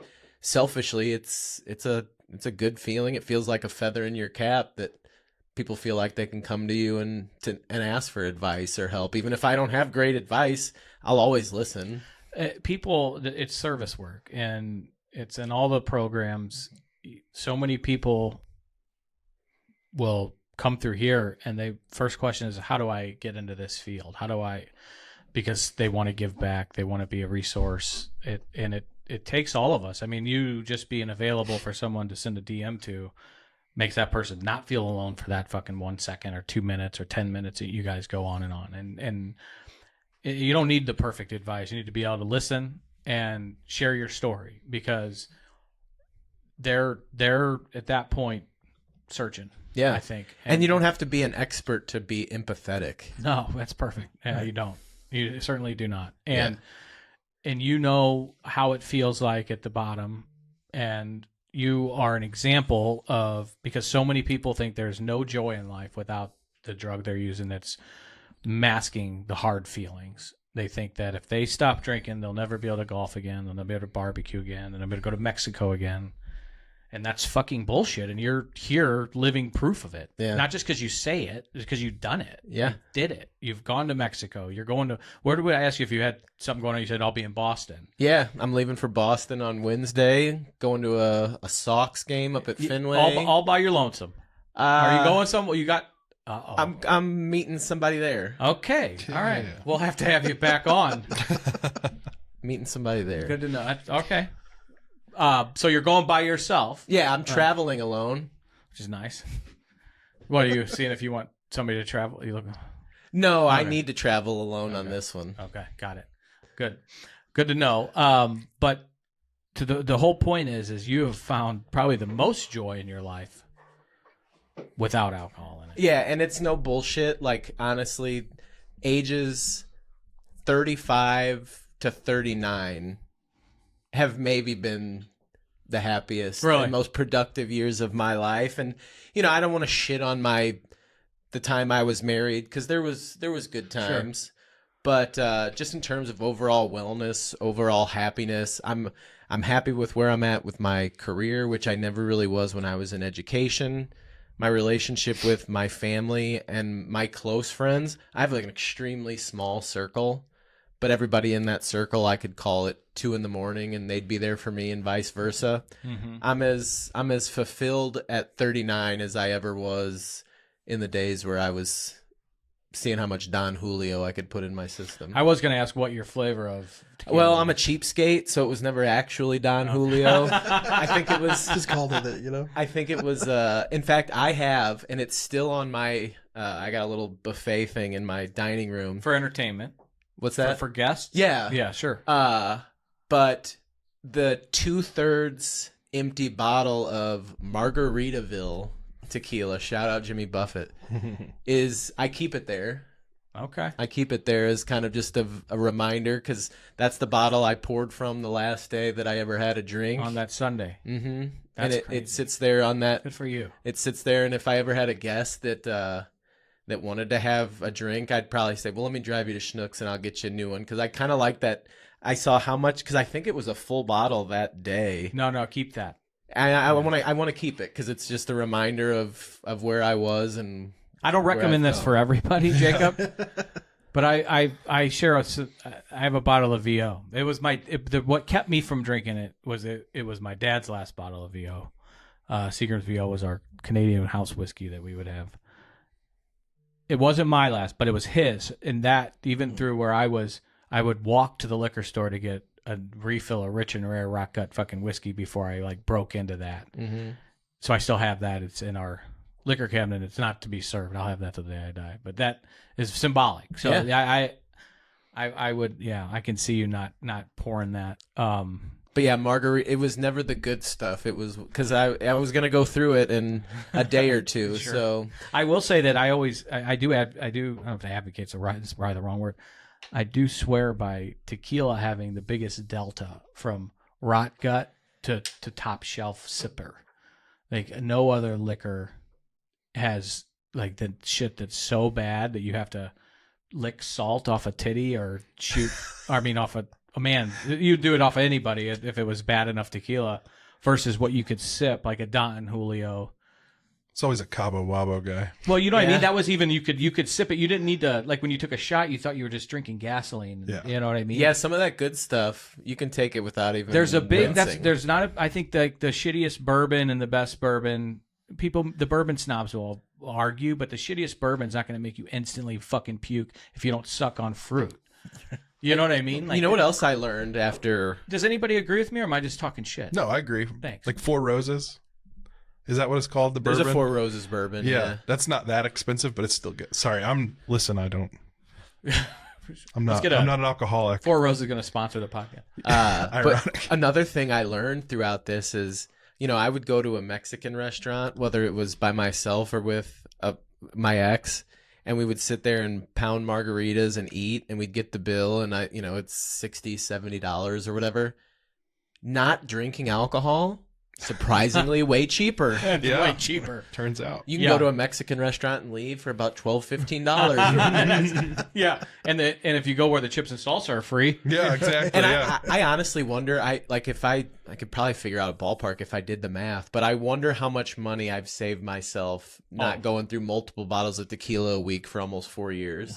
I had so much disposable, and that sounds like #blessed. I had more 20s in my pocket than what am I going to do with this? I started gambling a little bit more, and then I got that under control. But I fucking literally had pockets full of cash that I didn't have because I wasn't living at Fridays or Jack's liquor store up the street. What was your drink of choice in your? So it was always Canadian whiskey. So when it got bad, it was quantity, not quality, and I ended on the jugs, plastic jugs of rich and rare whiskey. It was $9.99 for a jug, a fifth. No, excuse me, a handle. Yeah.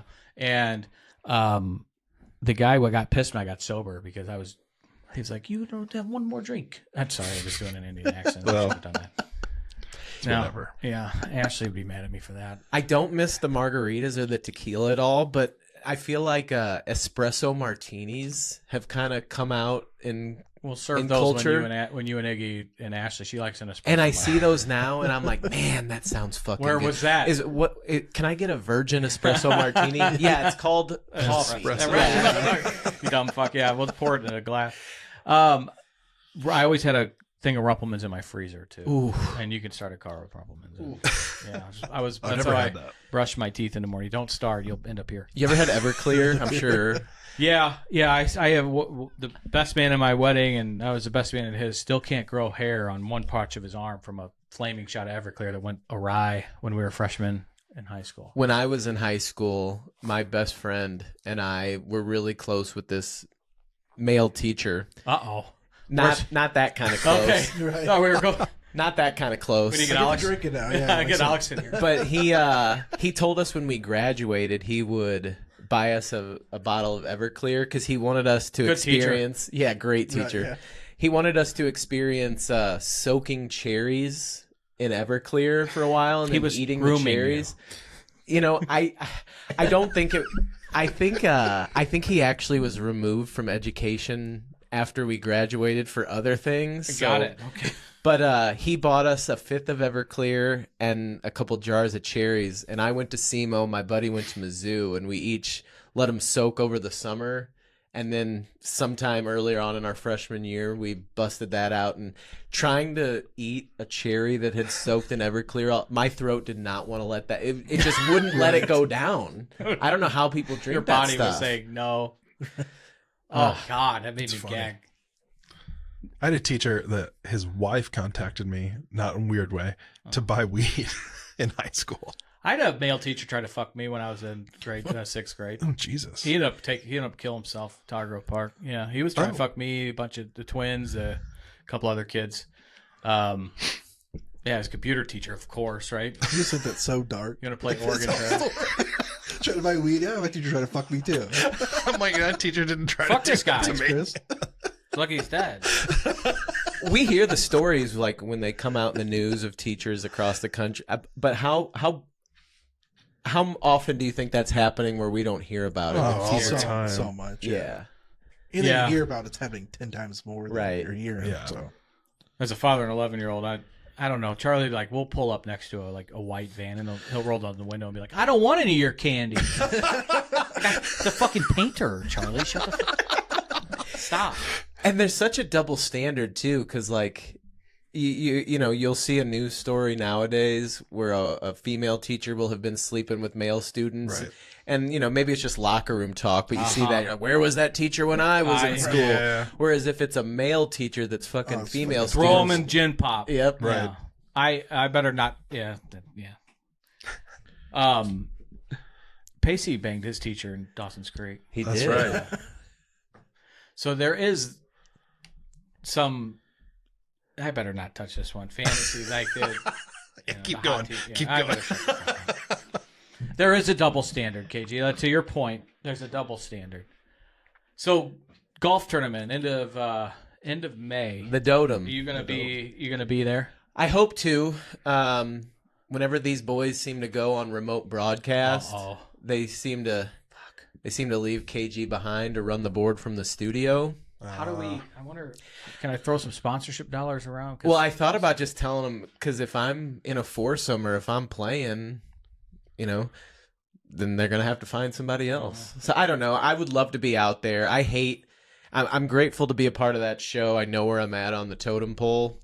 But like when they went to spring training back in in February, and they're out in the sun and talking with the Cardinals, and I'm sitting in Creve Coeur just pushing a button and then just sitting there for 4 hours, that sucked. And then an opening day, they're down at Ballpark Village, and Tony LaRusse is down there and Ozzie Smith's stopping by, and I'm just pushing buttons. It's like, can't we find somebody else to do this so I can and you're come the do baseball guy. Yeah. But I'm grateful to be a part of that show. I listened for 15 years before I weaseled my way into Really is a working for cult him. following, man. It's a lot of good people. A lot of every there's always creeps, but there's been a lot of good work done. And I've always admired that with very charitable heart to to the people that listen. Anytime somebody's really down and out. Well, our wrestling insider, I can Larry. say his name, right? Yeah, of course. Larry, when he went through his, battle with cancer, I think the TMA audience raised something like $60,000. And he's fired up for Backlash? We haven't heard from Larry a whole lot lately. Do a wellness check. Is he okay? I think it's just, the Blues have been on such a run. It's hard on Tuesdays to get to the Monday Night Raw recaps with Larry's call-ins. I mean, Is Larry just a fan of the show, or is he like a real wrestling guy? Both. Yeah. Larry called in one day. I think Doug made some comment about John Cena, and Larry is like a wrestling savant. I think Doug said it was fake, and Larry didn't appreciate that. Still real to me, damn it. Larry called in to hold Doug accountable for his wrestling Which is comment. Appropriate. Yeah. I mean, that's what I like about the show. When somebody says something, you get held accountable. You get a finger in the chest. And then for years, Larry would call in every somewhere Tuesday to let us know what happened on Monday Night Raw the night before. But Sponsored segment for quite some time, actually. Yeah. But the TMA audience is great. We've got our weirdos out there. There's no doubt about that. You can't make Backlash because you're going to be a Fenway. Yeah, but is it Orton Cena? Orton Cena. It's like it's 2010 again. Orton, but now Cena's the bad guy and Orton's the good guy. Yeah, I'm going. Are you going? Fuck yeah, I'm a wrestling nerd. I'm Me not. too. I would go if I could afford it. Jeez. Maybe I just look at wrestling through a different lens as I did back in the Attitude Era, but I'm not buying the Cena as a bad guy thing. It's not selling as much. No. It was too much of a pivot because of The Rock. I think we all know what the dirt sheets say. Yeah. But what'd you think of this year's WrestleMania? If I got to rate, this is where we're going to get a lot of listeners. You know what I mean? This wrestling breakdown here at the end. I'm here for it. Let's Very go. good. I think it was a good WrestleMania, and I think it was a great WrestleMania. I don't think it was. It's not going to be in the bottom half of the. I think it would be in the top half of the 41 WrestleManias. I thought night one, the main event on night one was pretty great with the Save Night One. What's that? I think it's Saved. Oh, Night yeah, One. yeah. Because leading up to the main event, it wasn't great. Yeah, I was really disappointed in Tiffy Time and Charlotte Flair. They did not. I think Charlotte was being kind of a. Okay, can we talk about what has happened to Charlotte Flair over the last... Too much Botox, baby. Oh, my God. She's almost unrecognizable. Let me tell you something. This Botox... Girls don't need it, man. And it's just... Ashley, you're so beautiful. Her best friend does it. It came in town from California. Did something to her forehead, and Ashley couldn't move her fucking eyebrows for a week. She's like, don't ever do that. But she's aged like fine wine. That frozen face look is just... It ain't it for me. No, I can't stand... horrible. It doesn't... Yeah. This looks bad. You look worse. Yeah, I really think so. I think listen, women, you're beautiful. Your body, your choice. Amen. But if it was my choice, you wouldn't have the frozen face look going. Sure. You're beautiful just the way you are. That's baby the way girl. God made you. But the main event, Paul Heyman turning on CM Punk and Roman Reigns, aligning with Seth Rollins. I kind of thought that might I'm be a Seth coming. Rollins guy. Yeah. I think he carried the company on his back and worked every Monday night. Yeah. So I'm a big Seth Rollins guy. But the main event on night 2, I thought the ending, what the fuck was Travis Scott doing involved with that's everything? weird. For The Rock not to show up. The Rock doesn't show. Travis Scott's the one getting involved. And I know he had the theme song, and you're expanding your audience with the hip hop world, but just I thought it was. It would have worked if The Rock was there, because he came out. He was part of the Rock posse. I think it was an Elimination Chamber or Rumble, one of them. But to have him be the sole reason, Cody should have gotten his receipt on Travis Scott for fucking breaking his eardrum, not knowing what to do. Are you following? I'm following. The rest. So Travis Scott they wanted him to hit Cody at the end of Chamber, and he hit him incorrectly and broke his eardrum, and Cody never got his receipt. And we thought he'd get the receipt, and then The Rock would come out and screw Cody, or The Rock comes out and then Austin comes out and The Rock retains, or excuse me, that Cody retains. But to your point, just having the Travis Scott was awful. In 20 years, maybe it won't be as bad, but. All right, we don't have to keep talking wrestling, but favorite wrestler of all time, if you had to just pick one. I got to tie it, though. It's got to be Shawn and then Macho. Shawn Michaels? Yeah. That's my top. Heartbreak Kid's my number Since one. the Rockers days, and then I've always fantasized about throwing a friend through the fucking barbershop glass. Like he did Marty to Jannetty, yeah. Who's your favorite? You sound like you're Stone fluent in Cold. wrestling. Stone Cold. Yeah, I love Steve Austin. I remember. Jacobs is Val Venis. Do you remember when he was with? He had that feud with those Japanese gentlemen. Yes. Oh yeah. And Mr. Yamaguchi, I choppy your pee pee. What They they got away castrated with. him. What they got away with. And Mae Young, who was like 85 at the time, gave gave birth birth. to a hand. Right. And she had been impregnated by Mark Henry, large black gentleman. She gave birth to a hand. And now the hand is a frequent texter into the TMA. Mae Young's newborn hand. That's right. I used to have Monday nights. I would have 2 TVs set up in the same room For the wars. so that I could watch Right. Raw and Nitro. Yeah, I just had the back and forth button on my TV, but yeah, I was an NWO guy all the way. So we had Buff Bagwell here. Oh, that's right. We gotta get him. He's going to come on the show. Gotta get And he him. was texting me on Easter. He's a great guy. He's 3 years sober. Okay. We want to have him on. He came out, and then we went to dinner with him and Beefcake, Brutus Barbecue. Oh yeah. And I was asking him about that barbershop window. Oh, He's my. still pissed at Shawn. I think maybe something backstage, or I said, "He's for breaking your window glass." I mean, I don't Sean's know. battled some demons too, right? Yeah, Yeah. he's a big Jesus guy too now. So, that would be a big get. But Ric Flair's still out there from Oh time my, to time. he's a wreck, man. oh boy, Sorry, Nature Boy. Sorry, Nate. yeah, and he just got dethroned by Cena. So, Cena's the GOAT. Yeah, man, this has been great. So, you're on 101 ESPN. Yep, 7 to 11. 7 to 11 every morning. And you also, I think you may have said it, but SoundStory. Yeah. Tell us a little bit about SoundStory. So SoundStory is a company started by Tim McKernan from TMA. And The greatest. undisputed greatest. But essentially what SoundStory does is we have typically older people come into our studios at Hubbard, or we do some at KMOX too. But we the big dogs. yeah, we've got Carol Daniel, Dave Glover down Oh, there, shit, that's Tom a Ackerman. A lot of watts. Yeah.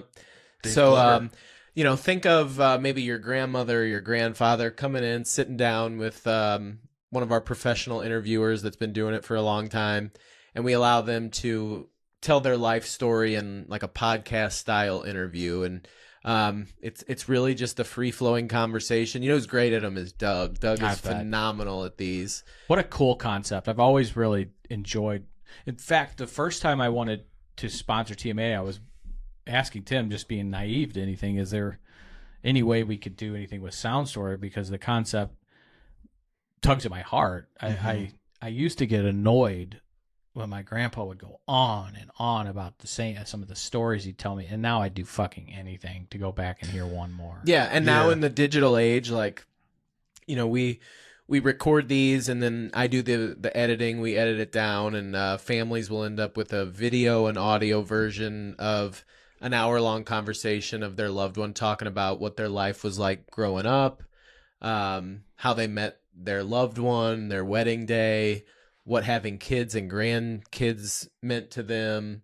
And I if I had my grandpa's voice recorded, I would go back and listen to that all the time. It's just something that families can have they'll have it forever. And I don't want kids myself. If I had some kids, they could hear about, if my dad would sit down and do a sound story and they never got to meet, they could see their dad on camera and listen to him talk about what his life was like growing up. It's a really cool concept. Everybody has a story. You may not think you do, but I guarantee you your loved ones would love to hear you sit and talk about what your life was like. I mean, there's been some really, I edit all these, so I get to hear so many cool things. Like the one that sticks out to me the most is, and it was right at the end, it was like in the last minute, this woman reveals that she slept with Frank Sinatra back in the day. Oh my God. It's like, why didn't we go back? You should have started this like 30 minutes ago. Oh, Blue Eyes. Right. Yeah, chairman of the board got her, but yeah, it's a cool concept, and we've had a couple of them where I wish my grandma fucking banged Frank Sinatra. Wouldn't that be awesome? Yeah. you could be related to him. That would be so fucking cool. But we've had Italian hero. I think he's the one who took out Kennedy. You think so? Kennedy fucked him over. Frankie put $1 million wing on his house because Kennedy was going to stay with him in Vegas. And back then, that's a lot of fucking money. Oh yeah. And he fucking no-showed him. Because somebody told him you can't go stay with Frankie. He's too hooked up. And that didn't work out for John. You know the end of that story. But you heard it here. It's really cool when, we've had a couple people whose older relatives have sat down for these. And thank goodness they did, because not long after they've passed away. Mm-hmm. And they're always extremely grateful that they convinced, because some of these people don't want to come in. They feel like either they don't have a story or they're intimidated by some of the professional recording equipment. But almost across the board, everybody involved are really grateful that they took the time to come and do these. It's a really cool concept, and they can reach out to you and schedule that. How do they get? The website is mysoundstory.com. You can take a look at that beautiful Doug Vaughn and some of our other interviewers that we've got. He looks like John Lithgow. He looks exactly like John. Okay, Lithgow. I'm glad I'm not the only one. He's gets way that better a lot. hung. Okay. Way better hung. Yeah, you can check it out at mysoundstory.com. We've got I think at least a dozen different people to choose from, a couple different price points. If you don't want to be on camera, we do audio only versions. My girl Learn's on there. Learn does them, yep. Does Iggy know that? I think Iggy knows everything about Learn. Can you imagine Iggy doing sound stories? He did a couple smoke breaks. Yeah. So yeah, it's can cool. You imagine you're pouring out your war story from World War II, and you're like, can you hold on a second? I get outside and have a smoke. Gosh. Or if he was in charge, he'd forget to hit record on it, and your loved one's story would just be out in the ether somewhere. Yeah. He's helping us out with Ponos Anonymous, so he can take it. Yeah. So yeah, it's a cool thing. I'm excited. It's been great, and Tim's my boss, but he's not a micromanager. As long as I'm getting my shit done, sure. It's complete opposite of the world of education, where you feel like somebody was always breathing down your neck and micromanaging. I bet Tim's the best boss in the world. Yeah, he doesn't care how. He just wants you to get it done. And he was sick the other day, and we were all offering to take him soup, or offering organs even, or wives, wives, organs. We worship him. Is this on the YouTube feed? Where do you see this? What's your name on there? Don't worry about it. Recovering. It's funny, but it's a long story. But yeah, TMA 101 ESPN 7 to 11 now. Yep, 7 to 11. And yeah, man, I appreciate you coming all the way out here. Yeah, I loved it. This was a lot of fun. We've been talking about it for a while. There's not a better TMA person probably to kind of intermingle with IRC and PA here than you, being one of us and knowing the other side of what self-medication versus feeling some fucking feelings. And boy, are we all feeling them after last night's debacle. 1.6, right? 1.6. Brutal. I will say I did get to enjoy I don't think you were sober yet, but I was probably the only sober person that whole run.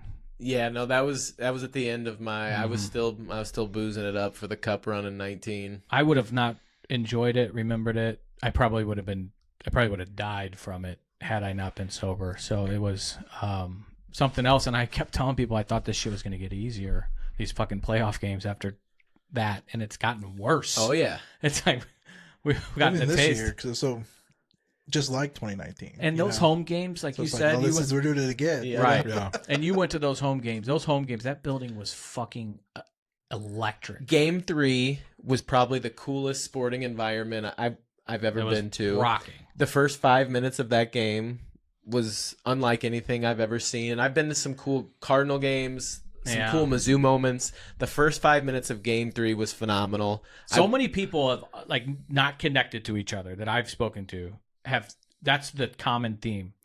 And then they're like, but then it turned into the first 10 minutes. And that period, if you look down at the other end of the ice where Bennington was, they wouldn't have needed to ice scrape it. Yeah, there was nothing down there for almost the whole fucking 20. But yeah, that first 5 minutes was fucking insane. And then Game 4, better than any drug I've ever had. Really? That first 5. Well, I'm gonna call you on that. Yeah, you did look at me like, yeah. But game 4 was a lot of fun, but I don't think it quite was as rowdy and as electric Sunday as game at noon. 3. Yeah. But then game 6, the first period, I think, were they up after the first period?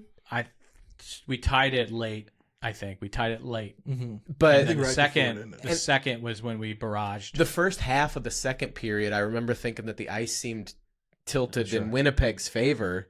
But then once that first goal happened, and then that place was rocking when that little barrage of goals started happening. That shit was electric. I wish we had another month of it because I'm just not ready for Cardinal baseball and Battlehawk football. Good call. Yeah, or the Doggies. Apparently they can't score any fucking goals either. Yeah, not good. And Jeff's, your face says it all. Yeah. Well, thanks again for coming out, man. This has been a lot of fun. Yeah. I think it's super important for people to hear stories like yours because you may not have come in here with nothing in your pockets and begging someone for a bed for treatment, but you were hurting and you made a change and you said it that these last 4 years may be the happiest years of your life, and that's your words. And that's pretty powerful, man, because a lot of people think I'm 30, what else is left? And there's a fucking lot left. Yeah, I've done more living in the last 4 years than I probably did in the first 35 combined. And that's incredible. Yeah. That's really something. Yeah, man, I appreciate it a lot. Thanks a lot. Yeah, and, you guys are doing some awesome things here, and I appreciate you letting me come on and talk about it. It's cathartic. It's therapeutic to kind of tell that story. Even if it's a few years old now, it's just nice to sit around and talk about it with people that get it, and I appreciate you having me in. And it's going to I promise, and this is not like a hand job fest. There are people out there that this will resonate with. I think maybe even your story more than people that have really, gotten, because a lot of people still, which is scary, think I'll never do heroin or fentanyl. But it's so common in the Midwest for people to struggle with alcohol. We were surprised to this day. I mean, I think we're 70% alcohol here. At least here, 80% of the clients all alcohol. Yeah, you would think it'd be heroin, but no. Yeah, when we opened, I would have lost a big bet on that. And you can go buy it legally in stores that supply it. In the Midwest, people love their booze. And we've had over 850 people through the doors in almost 2 years.